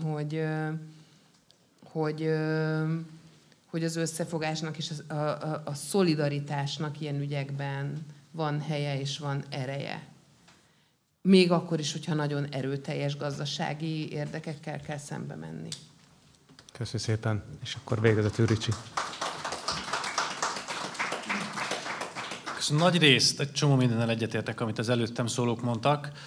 A politikai figyelmet azt gondolom, hogy végig ezen az ügyön kell tartanunk, és minden olyan jogi eszköz ki kell merítenünk, ami csak a rendelkezésünkre áll. De azt hiszem, hogy ennek a kérdésnek nem csak belpolitikai vonatkozása van most, hogy mit tesznek meg a pártjaink, vagy mit tudnak megtenni, hanem hogy mit tudunk tenni az Európai Unióban képviselőként, vagy a pártcsaládjaink képviselői mit tudnak tenni azért, hogy ez változzon. És csak néhány dolgot szeretnék itt említeni, amit már talán említettem a mai vitában. A környezeti felelősségi irányelvnek a szigorítására van szükség, biztosítási rendszereket kell kialakítanunk, ami ezeknek a környezetszennyező termékeknek az árát megemeli, a Seveso direktívát erősítenünk kell, a környezeti engedélyezési hatósági eljárásokat meg szigorítanunk kell, ahogy a végrehajtásokat is ki kell kényszerítenünk. Nekem egyébként van vitám a Momentummal a tekintetben, hogy egy EU-s környezetvédelmi hatóság az valóban jó lenne, azért, mert ez jól hangzik, de szerintem ez egy picit politikai lufi. Nagyobb szerencsét, vagy nagyobb hatékonyság, vagy nagyobb mértékben volna az hatékony, ha meglévő szabályokat tudnánk szigorítani,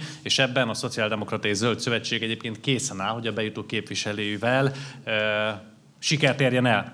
És amire még szeretném kihasználni ezt a 43 másodpercet, hogy picit visszakapcsolódjak erre a vétó vagy vétó nem eltörlés vitára. Látod, Katka, van, amiben teljesen egyetértünk. Itt a bővítés kapcsán az intézményi reformban például tökéletesen egy állásponton vagyunk. De még egyszer szeretném kihangsúlyozni, hogy az a biztonságpolitikai kérdés, amit úgy hívunk jelenleg picit leegyszerűsítő módon, hogy Európai Uniós közös hadsereg, ami ennél egy sokkal bonyolultabb ügy, mert nem csak közös védelmi politikákat, hanem beszerzéseket és külpolitikát jelent, nem működne és blokkolva lenne egy olyan helyzetben, amikor bárki, egy külső hatalom, például Vladimir Putyin háborús bűnös trójai falovaként megakadályozná folyton ennek a hadseregnek az erőkivetítési képességének a bevetését. Pont. Köszönöm. Köszönjük szépen.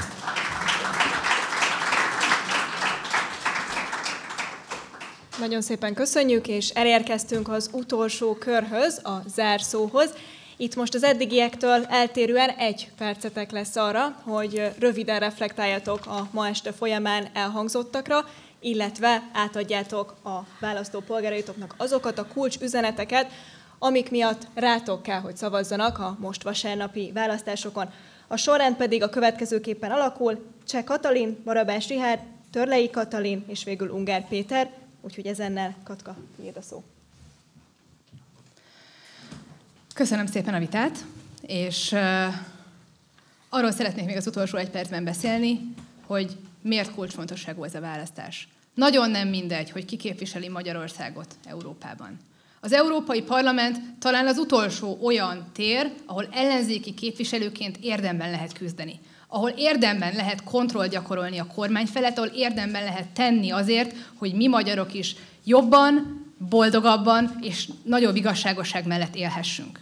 Az Európai Parlament az a tér is, ahol egy európai parlamenti képviselő tudja formálni 450 millió állampolgár sorsát. Ezért gondolom azt, hogy a zöld átállás útján is szükség van a határozott magyar hangokra, akik formálják azt, hogy Európa merre tart. Hogy a zöld átállás egy lehetőség legyen nekünk, magyaroknak és a magyar cégeknek, a magyar vállalkozásoknak, azoknak az embereknek, akik most esetleg pelenkával fűtenek, mert annyira nagy szegénységben élnek. Európai szinten kell tennünk azért, hogy mi, magyarok, európai állampolgárként európai szintű jogokban részesüljünk a környezetvédelem terén is. Ezért várom a szavazataitokat a Momentumra. Köszönöm szépen!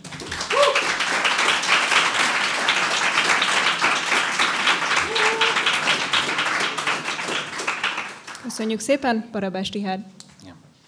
Ha egy olyan világot szeretnénk teremteni, amelyben sikerrel tudjuk megvalósítani 2030-ig, 40-ig, 50-ig azt a zöld átállást, amin tulajdonképpen az egész emberi civilizáció sorsa múlik, ahhoz zöld képviselőkre van szükség. A következő vasárnapi Európai Uniós választáson, mint ahogy azt az elején elmondtam, a mi szociáldemokratai zöld szövetségünk lesz az, amelyik pakban, egy csomagban a legtöbb zöld képviselőt fogja bejuttatni az Európai Uniós Parlamentbe, még akkor is, hogyha névleg, ahogy Cseh Katka is, nem a zöld frakcióba, hanem a szociáldemokrata frakcióba fognak beülni, és ott igyekeznek megvalósítani, igyekszünk majd, hiszen én is optimista vagyok, azt a programot, ami a béregyenlőtlenségek ledolgozására irányul, ami az energetikai energetikai korszerűsítési programok fejlesztésére irányul, és ami a városaink klímaadaptációját fogja szorgalmazni, ahogy ezt egyébként Karácsony Gergely programjában részletesen is meg tudjátok nézni. Köszönöm szépen!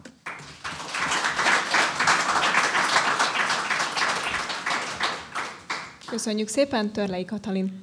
Köszönöm. Nekem nagyon tanulságos volt ez a vita, hogy ilyen hozzáértő emberekkel tudtam egy színpadon parolázni, és abban bízom, hogy amikor majd az LP-ben ülünk ott együtt, akkor egy csomó mindenben fogunk tudni együttműködni. Most még egy kicsit versengünk, és aztán együtt. Viszont nekem van egy kis hiányérzetem, szerintem keveset beszéltünk relatíve arról, hogy ez az egész zöld átállás, ez egy nagyon fontos szociális kérdés. Szóba került, de nem elég hangsúllyal. Tehát az én számomra ez a fajta egyenlőség és a hátrányos helyzetűeknek a támogatása az kiemelt fontosságú, egész biztos, hogy őértük is fogok dolgozni. És amit még fontosnak tartok kiemelni, hogy szerintem ebben a világban, amikor egy kicsit leszerepeltek a politikai pártok, amikor önjelölt proféták próbálkoznak, akkor nagyon is szükség van egy civil hangra, és azt meg tudom ígérni, hogy ezt a civil hangot én viszem, őrzöm, és az egész civil szférát fogom képviselni.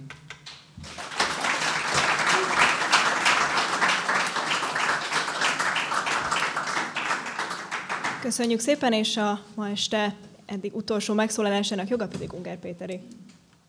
Ez egy ilyen ambivalens záróbeszéd lesz.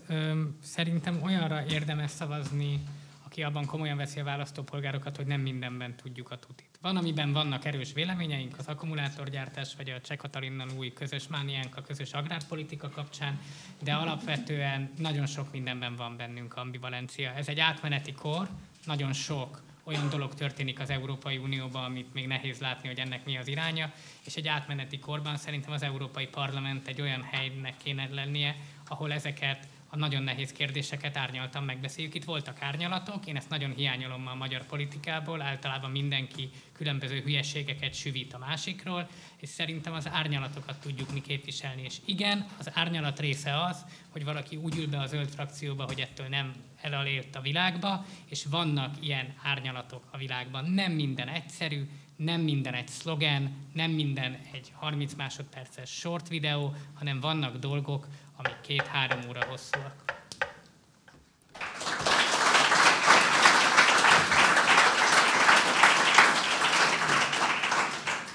Nagyon szépen köszönjük. Azt gondolom, hogy egy igazán tartalmas vitán vagyunk túl. Ezúton is szeretném még egyszer megköszönni az est résztvevőinek, Cseh Katalinnak, Barabás Richárdnak, Törlei Katalinnak és Ungár Péternek, hogy eljöttek.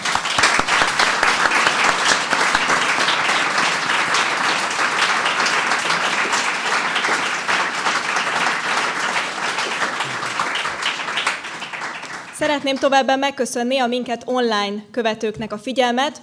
Tőlük most elbúcsúzunk, de bízunk benne, hogy megosztják a mai vitát, hogy minél többekhez eljusson, és a továbbiakban pedig még itt a teremben minket követőktől, pedig először a sajtó munkatársaitól várunk majd kérdéseket, utána pedig a közönség soraiból.